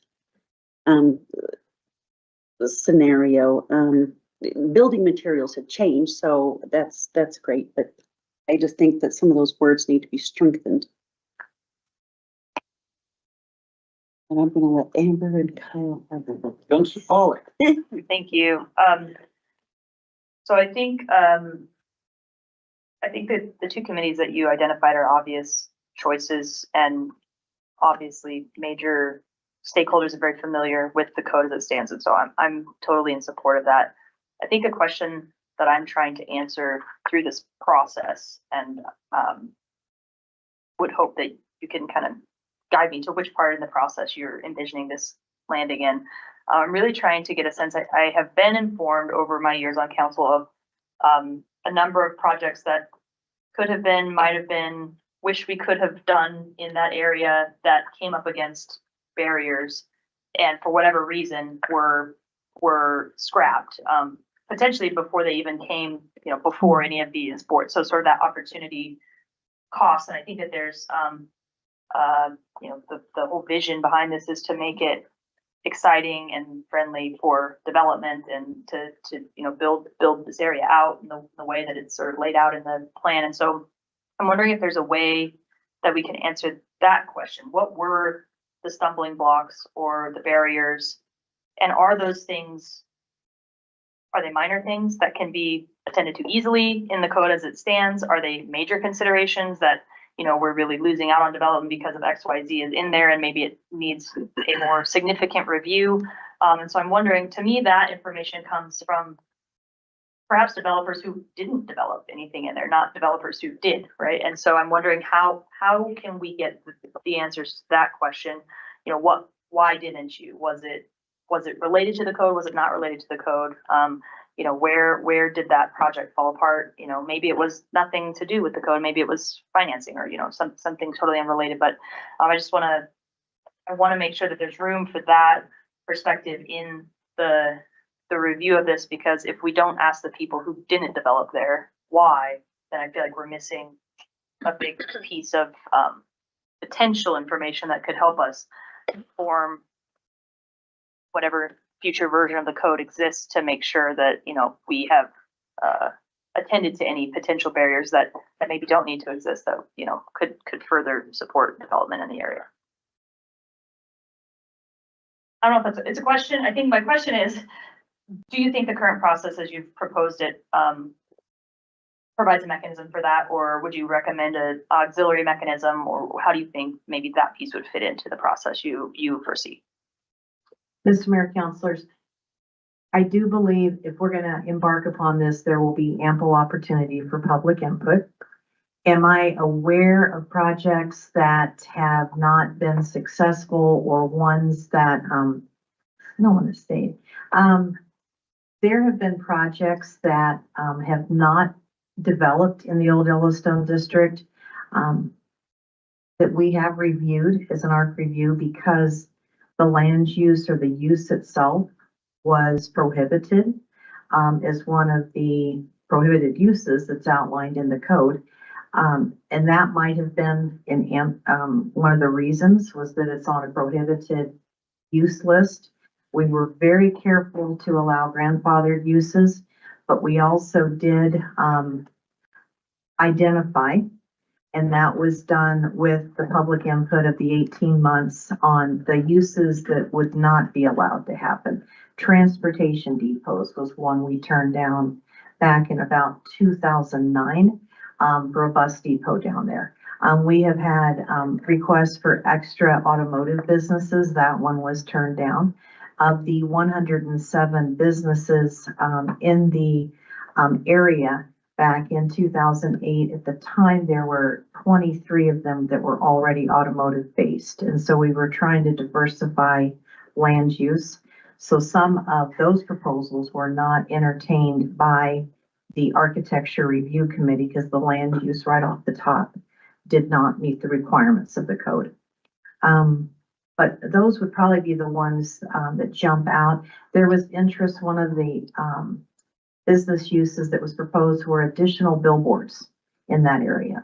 And that had been identified as prohibited use. And I know that the billboard company in town had come and wanted to put up some other pretty high structures. And the idea was in that area, we had enough. We had 5. And that was enough in that 100-acre area that we were trying to promote housing in and walkability, not to have a bunch of overhead billboards. Those jump out over the years. At one point, you all asked for business owners to come to a work session and share with all of you what their thoughts had been about developing in the old Yellowstone district. Was the form-based code restrictive? And at the time, that would have been about 2014, 2015. It was under City Manager Patterson that the group came to a work session, and it was voluntary and shared, you know, the pros and cons of working within the form-based code. Was it too restrictive? By all means, I think opening this process up has been proposed by all of you, would allow for the public comment to come forward, and we would be able to have that chance to hear the pros and cons, maybe on some of the components that we are unaware of as staff.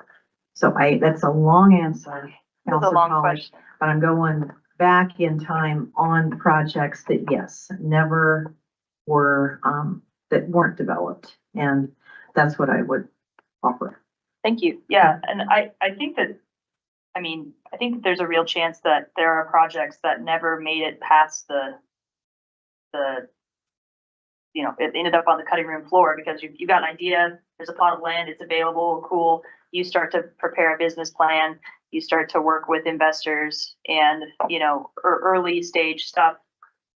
Look at the code, maybe never talking to staff, never understanding what the process is, and just seeing the code as it is and starting to add up, you know, what it would take to make a project fit within that form-based code.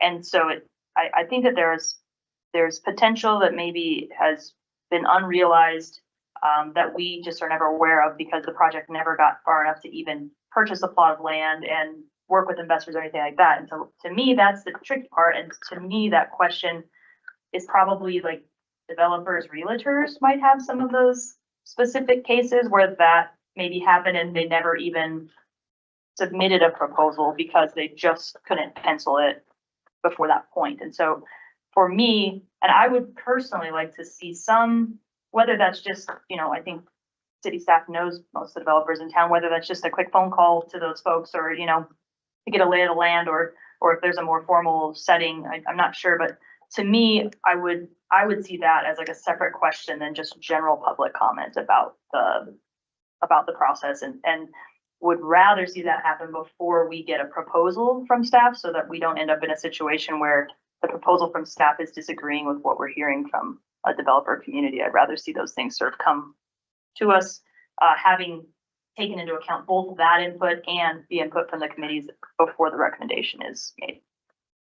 Mr. Mayor, Counselor, fine, we will be happy to take that direction if that is, I'm seeing nodding heads, to reach out to the development. Yeah, community. whatever mechanism you deem is most effective is great.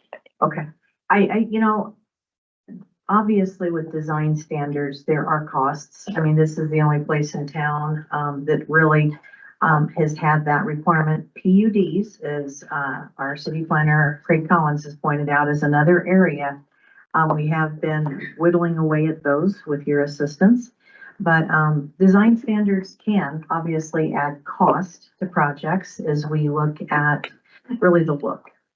And I think we have tried to be very fair in the reviews with the ARC review to make sure that those individuals that have invested down there, their investment is protected.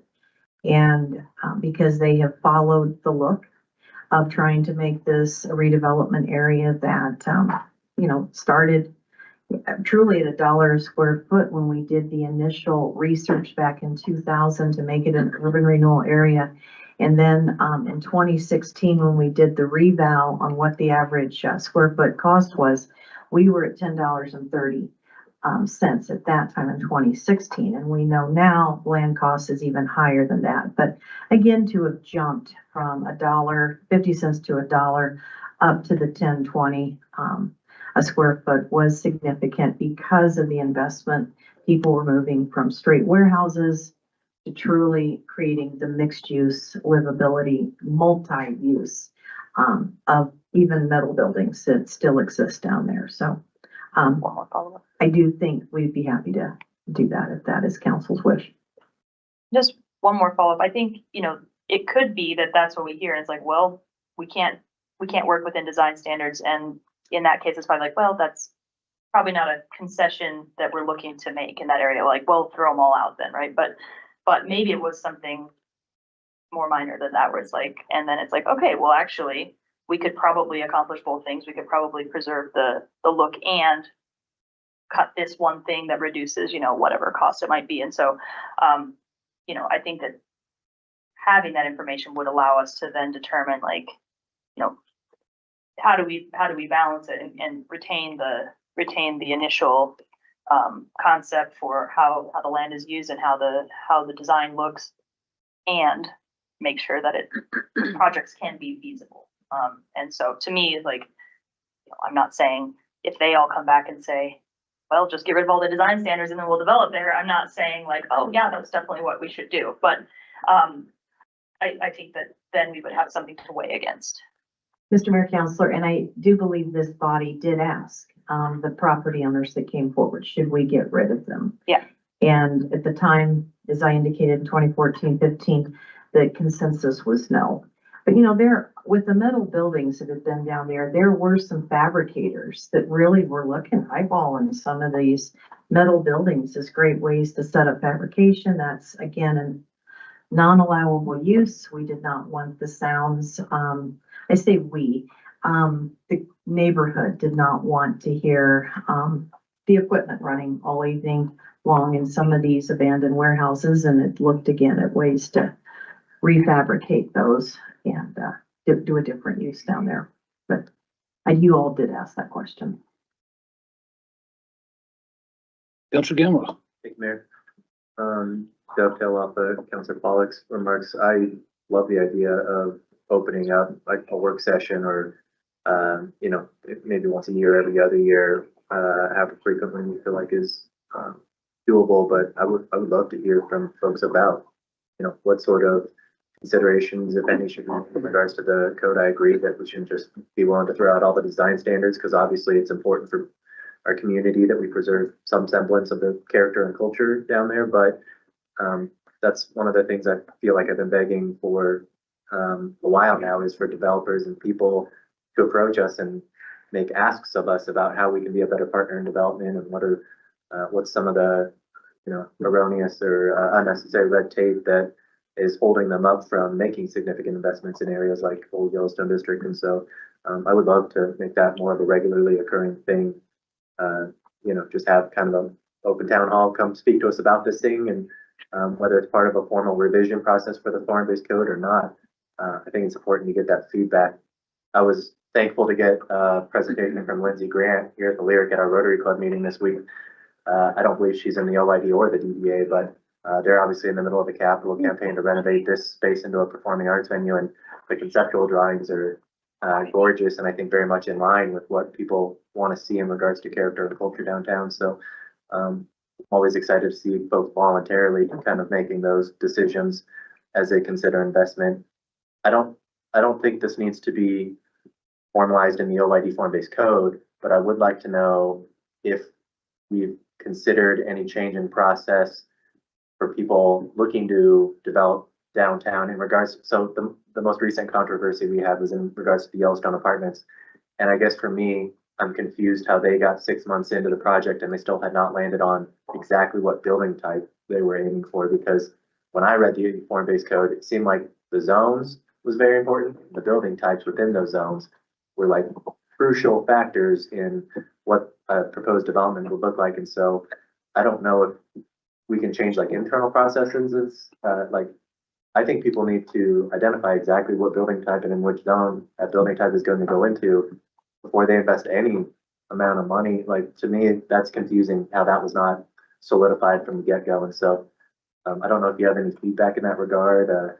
Maybe if they just put the cart before the horse and we're working off assumptions, but to me, those are pretty crucial factors of the form-based code. And so I don't know if we can prioritize them higher or make sure that those are kind of settled and, you know,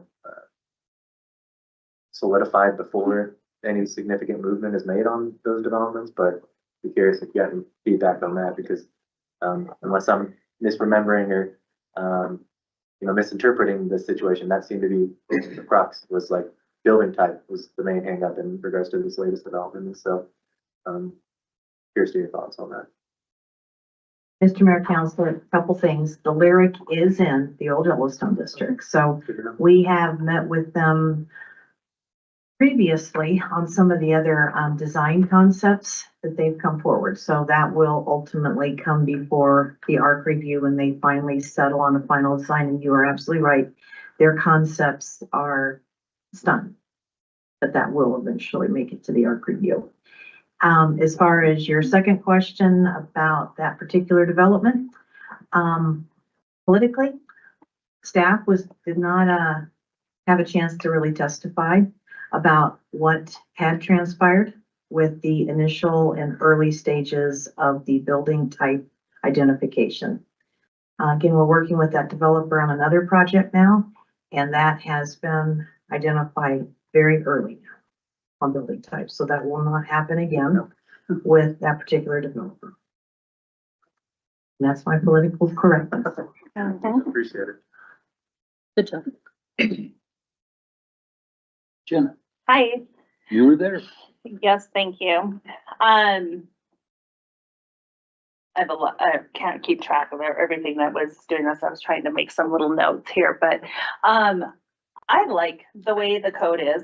I think it's very well done. The historic, it took, the people who did it back, the council that sat there, all of the inquiries that they took from the stakeholders, from the business owners, everybody in this area, which is who's, you gotta listen to them, right? I mean, you're the ones that own the land.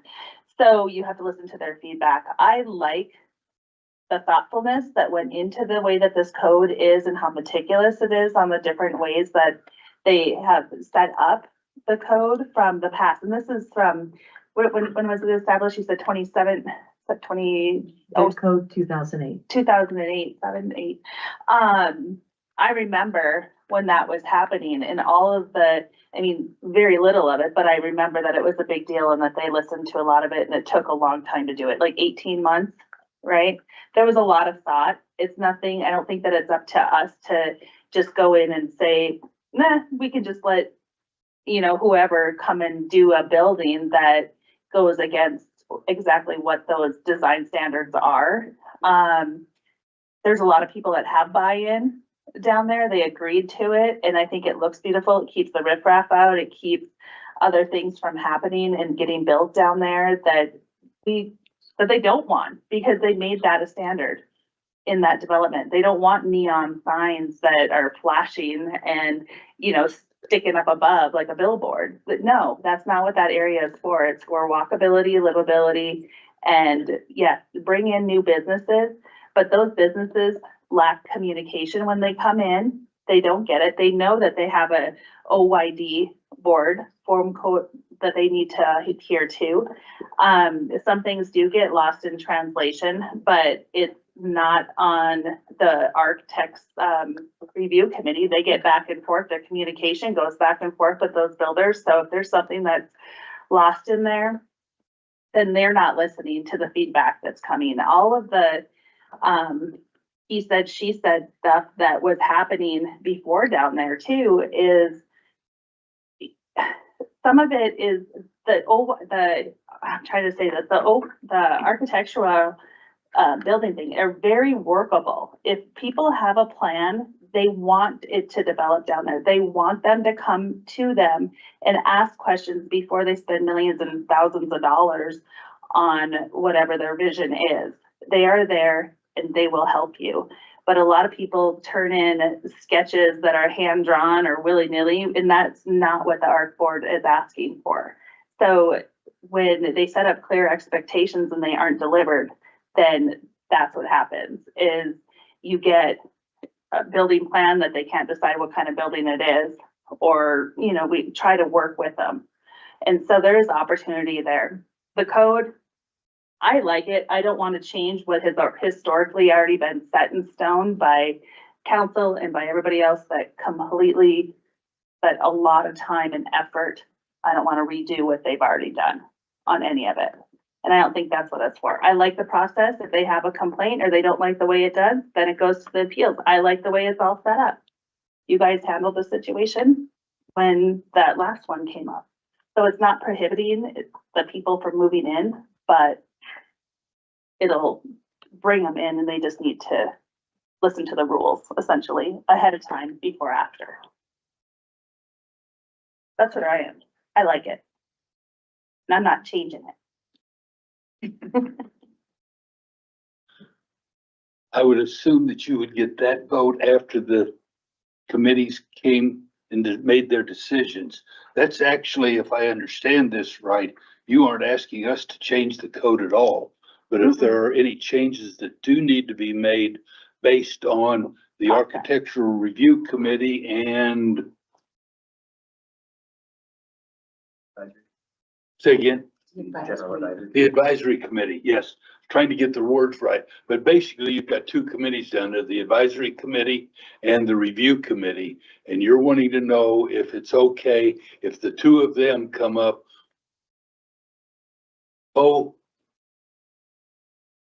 synergizing, I'll put it that way, to some changes that they feel would help the development, but not destroy what's down there, which both of those groups are beholding to the property owners that are there, then if that is okay, you're wanting to know if that process is okay for us to continue on. Did I? Mr. Mayor, yes. You captured that. Thank you. I like it. That's what I thought you were asking for. Staff just was not aware if you were gonna need, or want a separate group. A separate what? A separate council group, sorry. We have council. Ward road malfunction. Uh-oh. That was mine. Yeah, again, didn't know if council had a different, angle that they wanted to go. So that's the direction requested. And basically along with that, and I'll get to the two of you, along with that, then we have council members that are already on both of those committees. So that through those council members, we ought to be able to interject some of our ideas if we have those feelings, and they should be able to bring back the committee's feelings back to us in the councils around the table and other work sessions. Is that kind of the way you would see that, Yes, that sir. working? Okay, and as an anecdotal along with that, like I said, I'll get to Amber and Michael, but basically, and Jai again. No. Oh, okay, and Floor. Do you want to be before or after them? Before, if I could just interject to her last comment. Oh, okay. I was going to continue on just a minute. I'll let you get to that, okay? But what I have found over my years on council is the developers don't pay attention to the codes when they're going into it. And it isn't just in the OYD. I remember back 5-6 years ago, one of our developers came in and they'd had a site planner from Colorado come in and bring their site plan in, and the offset streets with the distances and the blocks and everything, if you remember that. I mean, come on, people, the code is out there, read it. I'm an engineer. I have to deal with FERC, with PHMSA, with the State Oil and Gas Commission, with the BLM, and you better read their rules before you ever start, or you're gonna be there for a long time. And I guess that's what concerns me, is these people need to get their act together and understand what it takes to be a developer and to do your pre-homework and your planning before you start down some of these roads. With that said. So just adding on to what I think you made the comment of council be included. So this is a very council-centric process. Council will be included. There's work sessions that will be built in that will be reporting to council, and as well as council will also be engaged in that liaison level on those two committees. So as you stated there, so it is a process that is very heavy.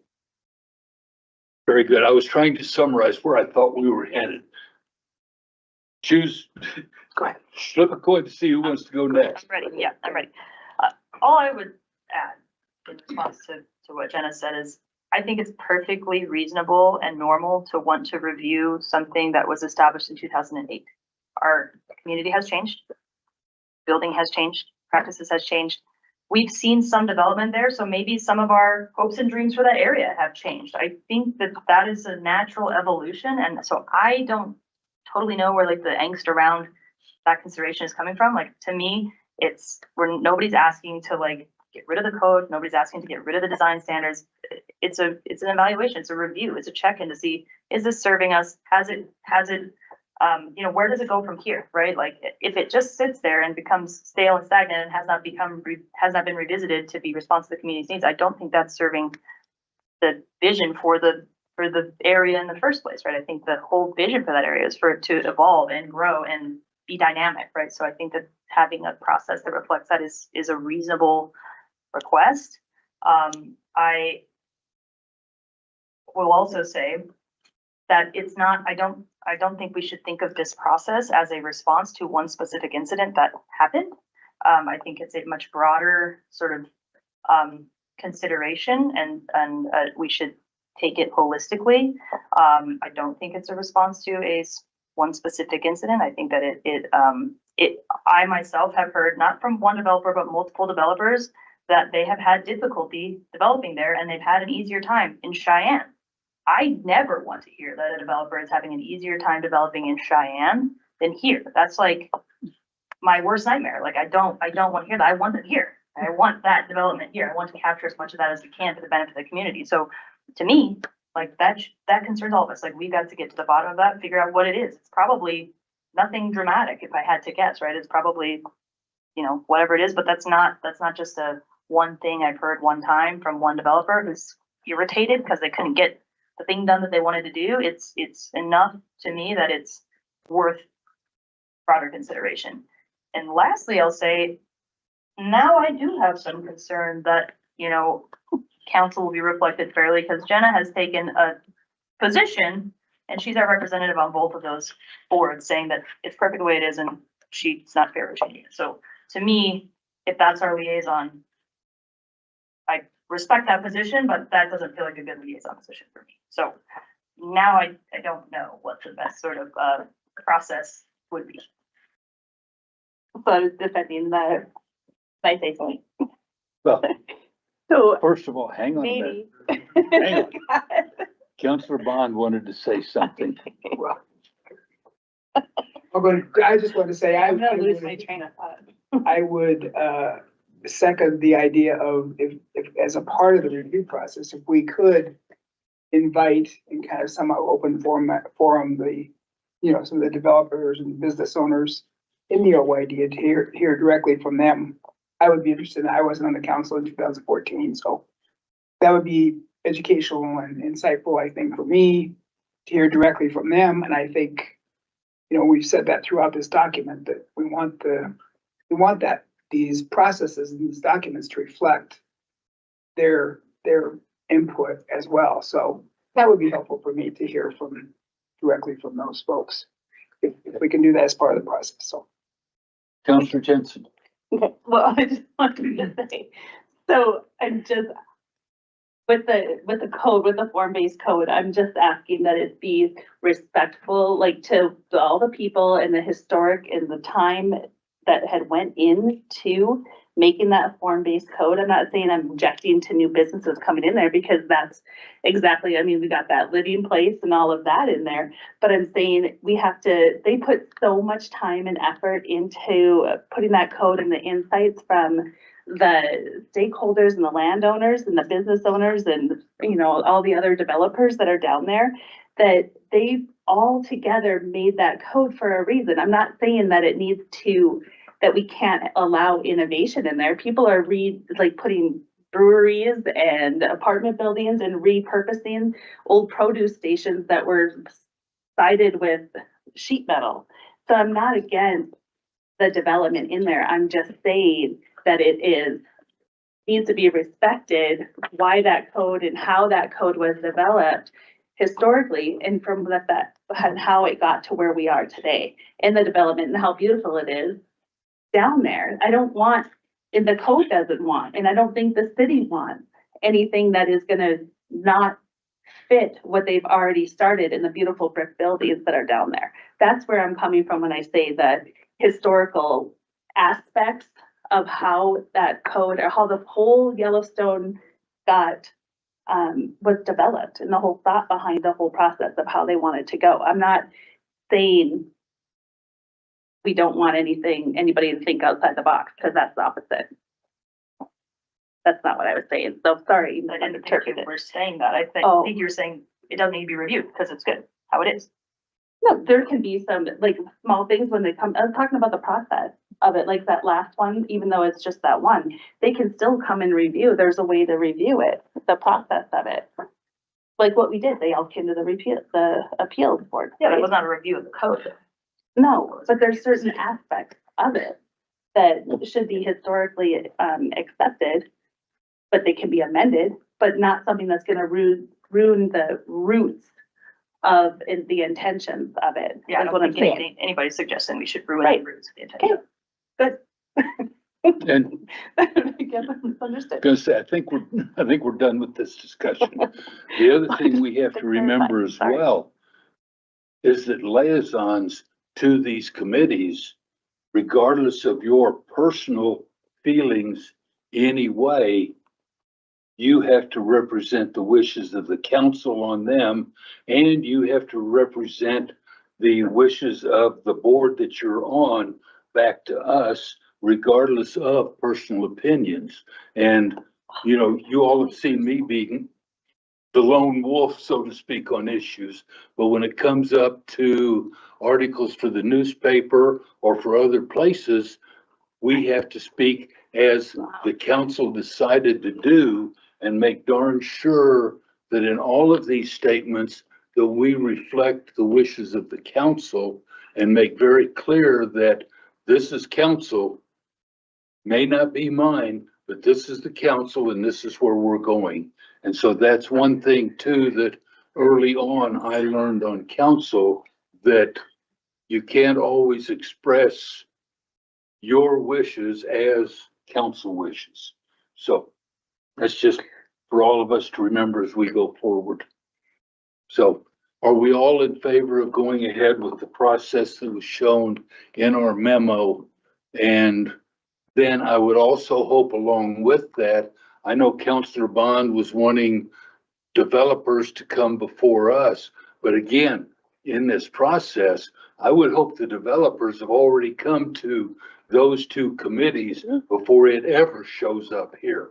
So that that input is put in there so that we get a final product here to approve or disapprove and not try starting to re-engineer a wheel that should have already been made round.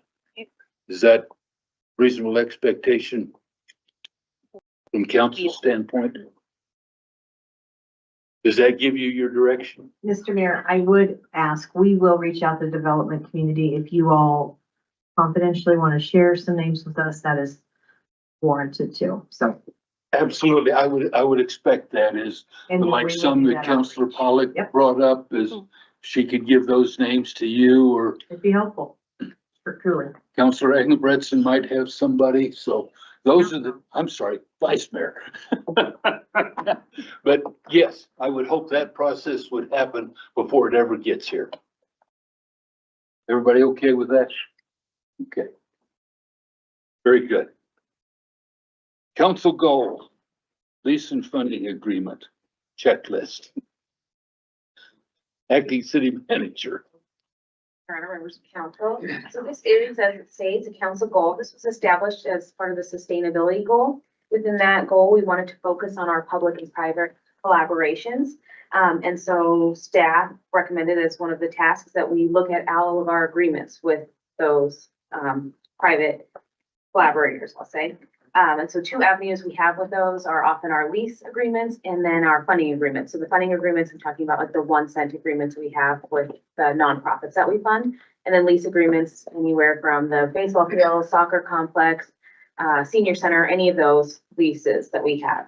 And so we decided that we have as a standard set of checklist items that anytime we're doing an agreement with the private entity, we look at that checklist and we go through it and try and include those items. This would be a starting off place just to begin the negotiations, to begin the agreement as we begin drafting it. And then from there, we'll have to change it because obviously all of these are unique, very different entities, very different purposes for doing these agreements.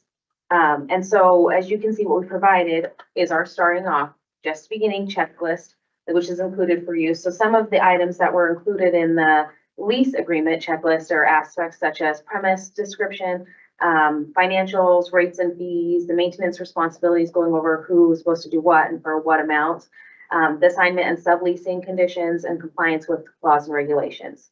And then for the grant agreements, we looked at including compliance with Wyoming state statutes, the purpose of the funding, invoicing timelines, as well as a clawback provision. So like I said, if this is a 1 cent, if the 1 cent comes in at the level we predicted, if it doesn't, then your funding would be reduced. Items like that, as well as reporting requirements to get that outcome and outputs.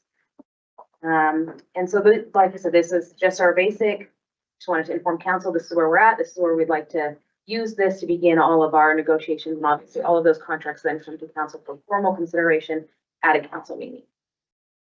So very quick description. You have the memo, you have the checklist. Just wanted to inform you that's where we're at with your goal. We appreciate it.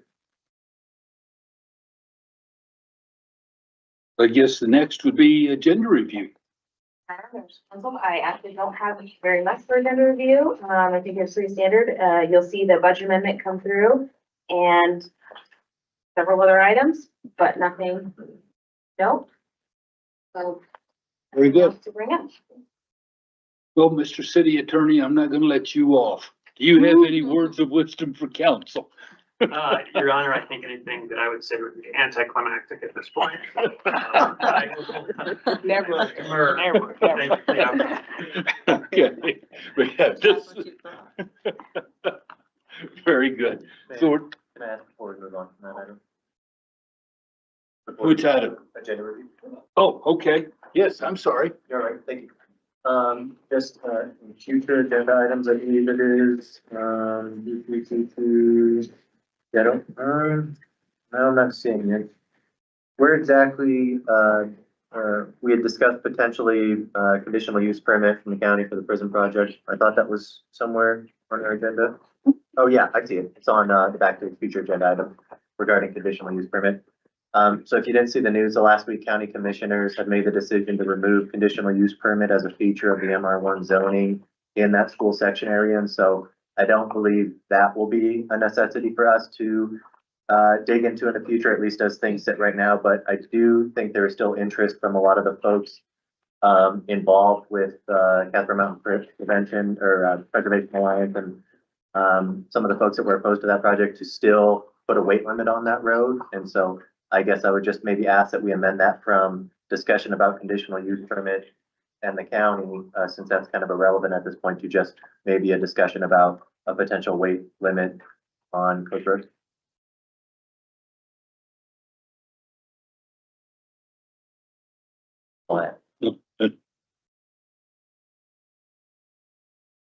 We could still go ahead and just scratch out the submittal application and go from there.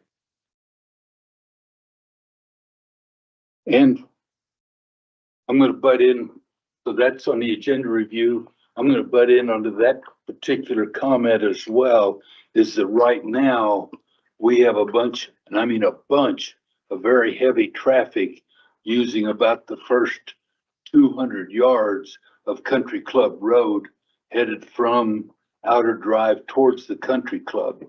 And is there something we should be looking at along those lines for that portion of the road?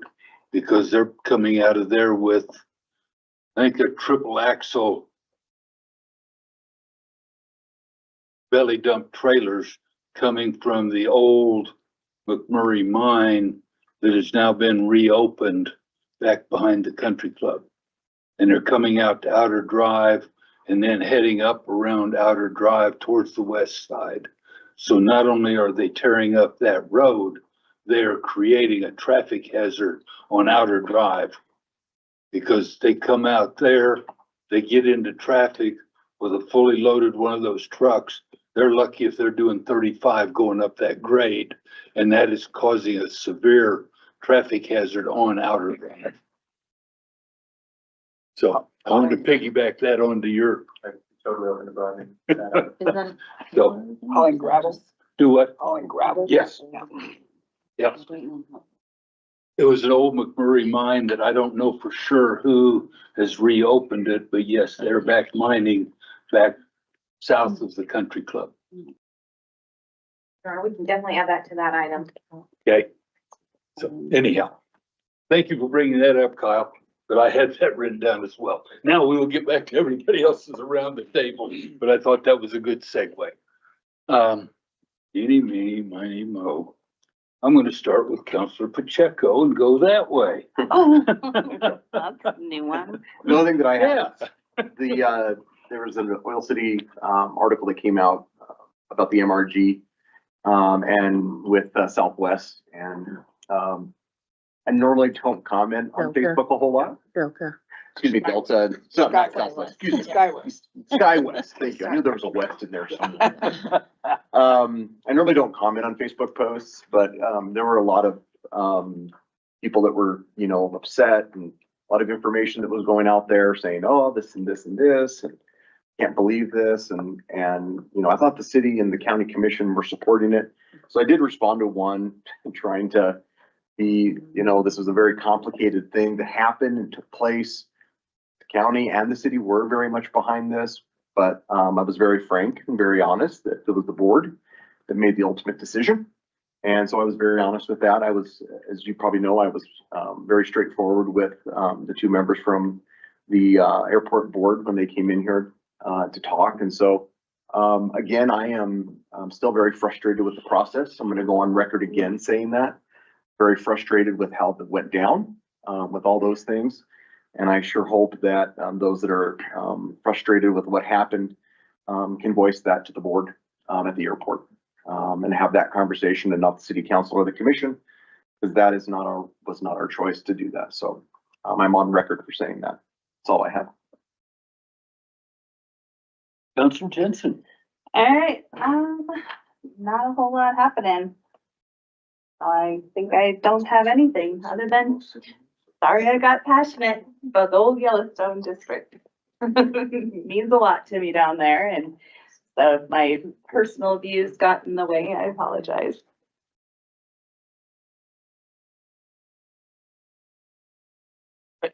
I just want to follow up on the, I don't know if this falls under Zulema's purview or about we got a question about possibility or the lack of restrooms along the, and I don't know if that's park property, I'm not even sure. But if you're aware of that, Zulema, but there was a question about restrooms along the Riverwalk in North Casper. I think that was, it didn't give much information about, much more information. It didn't say if it was a specific park. Yeah, it was a Jackie had forwarded from a phone call she had gotten from this gentleman. And so I just. M Street You apartment. know, M Street. There we go. Thank you. it should be in your inbox. Okay. And it's, I don't know, again, I don't know if that's park property or city property at all. I don't know. But I thought it warned looking into maybe. And other than that, I don't have much else. I just, something you may want to put on your calendars. If you haven't attended before, it's a amazing event, the Silent Vigil on Sunday, October 6th, to commemorate those who have died in our community as a result of domestic violence. Sponsored by the Self-Help Center. It's at the Tate Pump House on Sunday, October 6th at 6 p.m. Some light refreshments will be served. It's usually very, very interesting, very moving. With like a purple light. Yeah, there's usually a candlelight and floating on the river. Not people floating, but Right. memorials floating on the river. I'm rolling this thing, right? So it's on the river. There, anyway, to commemorate, and then light refreshments and some music and that. So What time month? 6 p.m. at the Tate Pump House on October 6th. October is domestic violence. Correct. Yeah, that's correct. October is Domestic Violence Awareness Month. Councilor Pollock. Thank you. I was out most of last week, in DC for some Capitol Hill business, but, I missed a number of my monthly meetings, last week. I'll have to rely on my fellow counselors who were there to give updates on those, but I did want to throw back just slightly further to the week before. I was able to attend the specific purpose, tax open house, the first one that was offered, at the rec center. And I just wanted to let everybody know that I thought that was super well done. I really thought the format was much more effective than sort of just a sit and yak at you sort of format. I think the open house, the ability for people to go around and learn about each individual project and ask questions directly of the staff who are most involved with each individual project. I really thought that was super effective.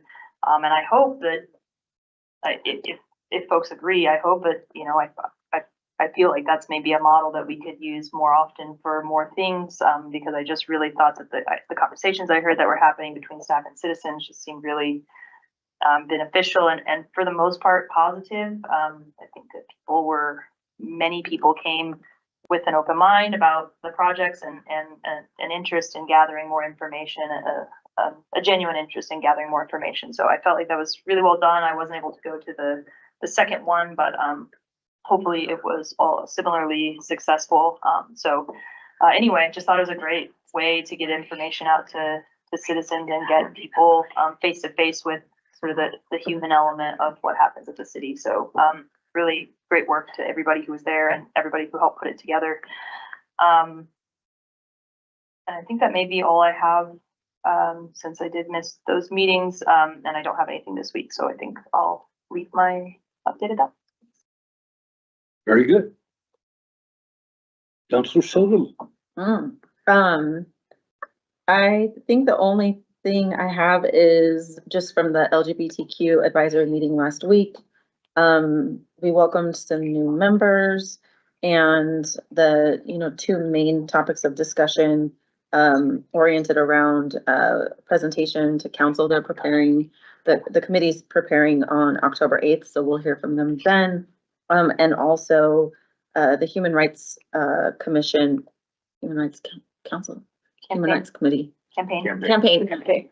Sorry. You're so close. I was so close. The Human Rights Campaign has the Municipal Equality Index, and so the committee has been working with the HRC to get our updated index number. So I believe that will be shared with us on the 8th, but it's underway. So we should get an update, and I think what I hope is that from that, we'll have some direct guidance on ways that the city can improve upon some of what we're already doing, and that there'll be some insights into how we are an even better and more welcoming place and employer as the city government. So that's it. Councilor Gamera. Thank you, Mayor. I attended the Boys and Girls Club annual breakfast last Wednesday. Mayor did a great job with proclamation, along with the Lyotown mayor. All the youth finalists did a great job and had very compelling stories, as did Jimmy Wayne, who gave a really good keynote. So congratulations and thank you to the mayor for representing well at that event. And thanks for everyone for coming out to raise money for a good cause. At Casper Housing Authority meeting last Thursday, as the city manager notified us, the CDBG funding was returned after 2.5 years. Those funds were never released, and unfortunately in that time the costs for the Willard School project for the Casper Housing Authority had increased 40%. So that's a bit unfortunate because it put them a bit behind in regards to moving forward on that project.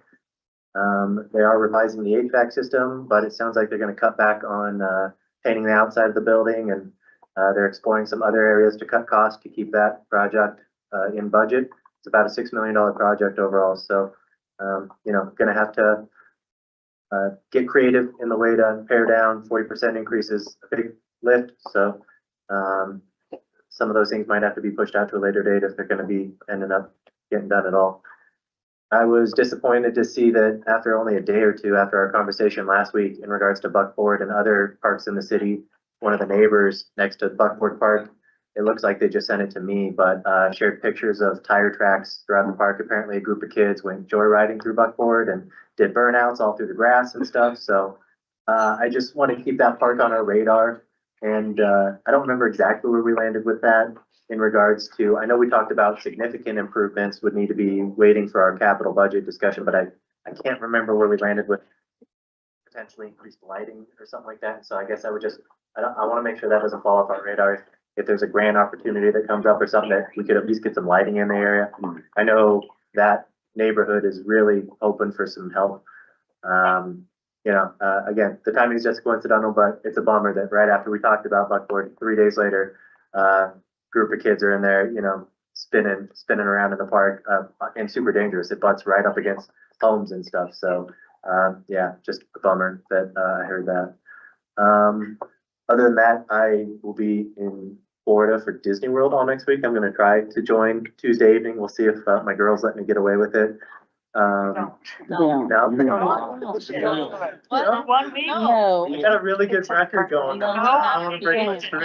Disney World. Enjoy it. That's a question. Not a meeting.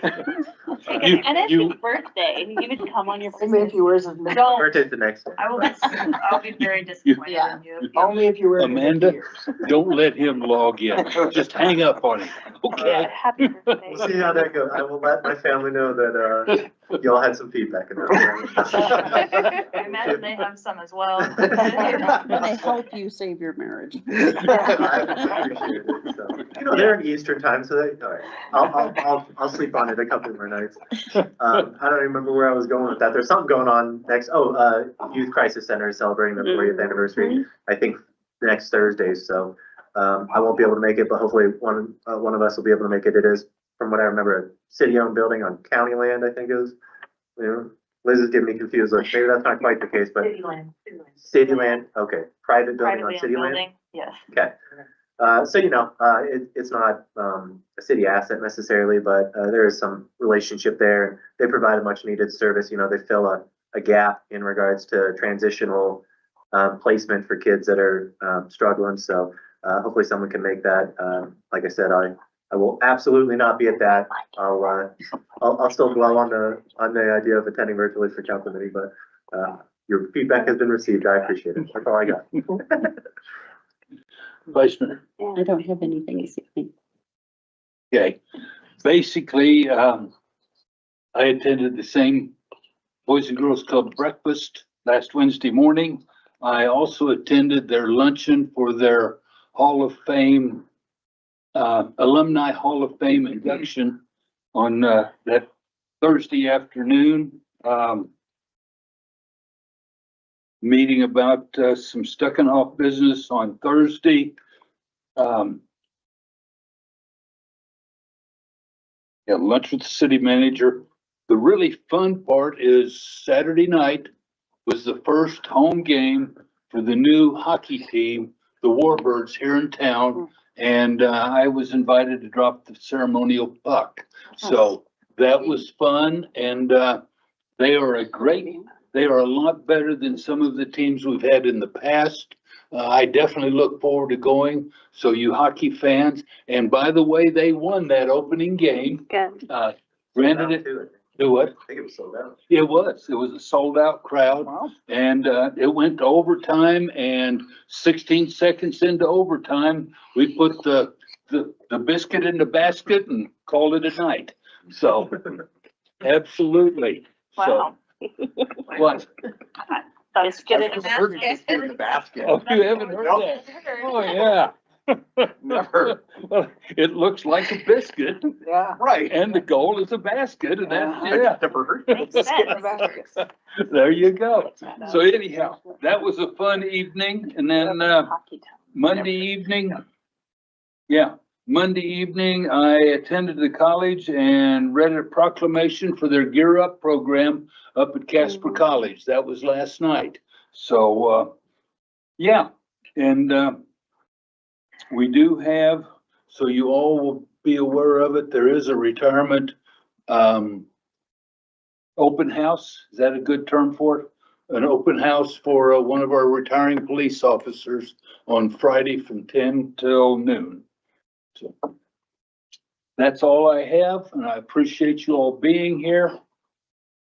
Oh, I thought you were gonna raise your hand, Tom. Don't do that to me. Thank you very much. Do what? Fact check She your looked at it, biscuit in a basket. And Has You're somebody right. else said that in the world? Yes, it's no one hockey. it's what? Says a bury, it refers to burying a puck in the goal. There you go. You, Scored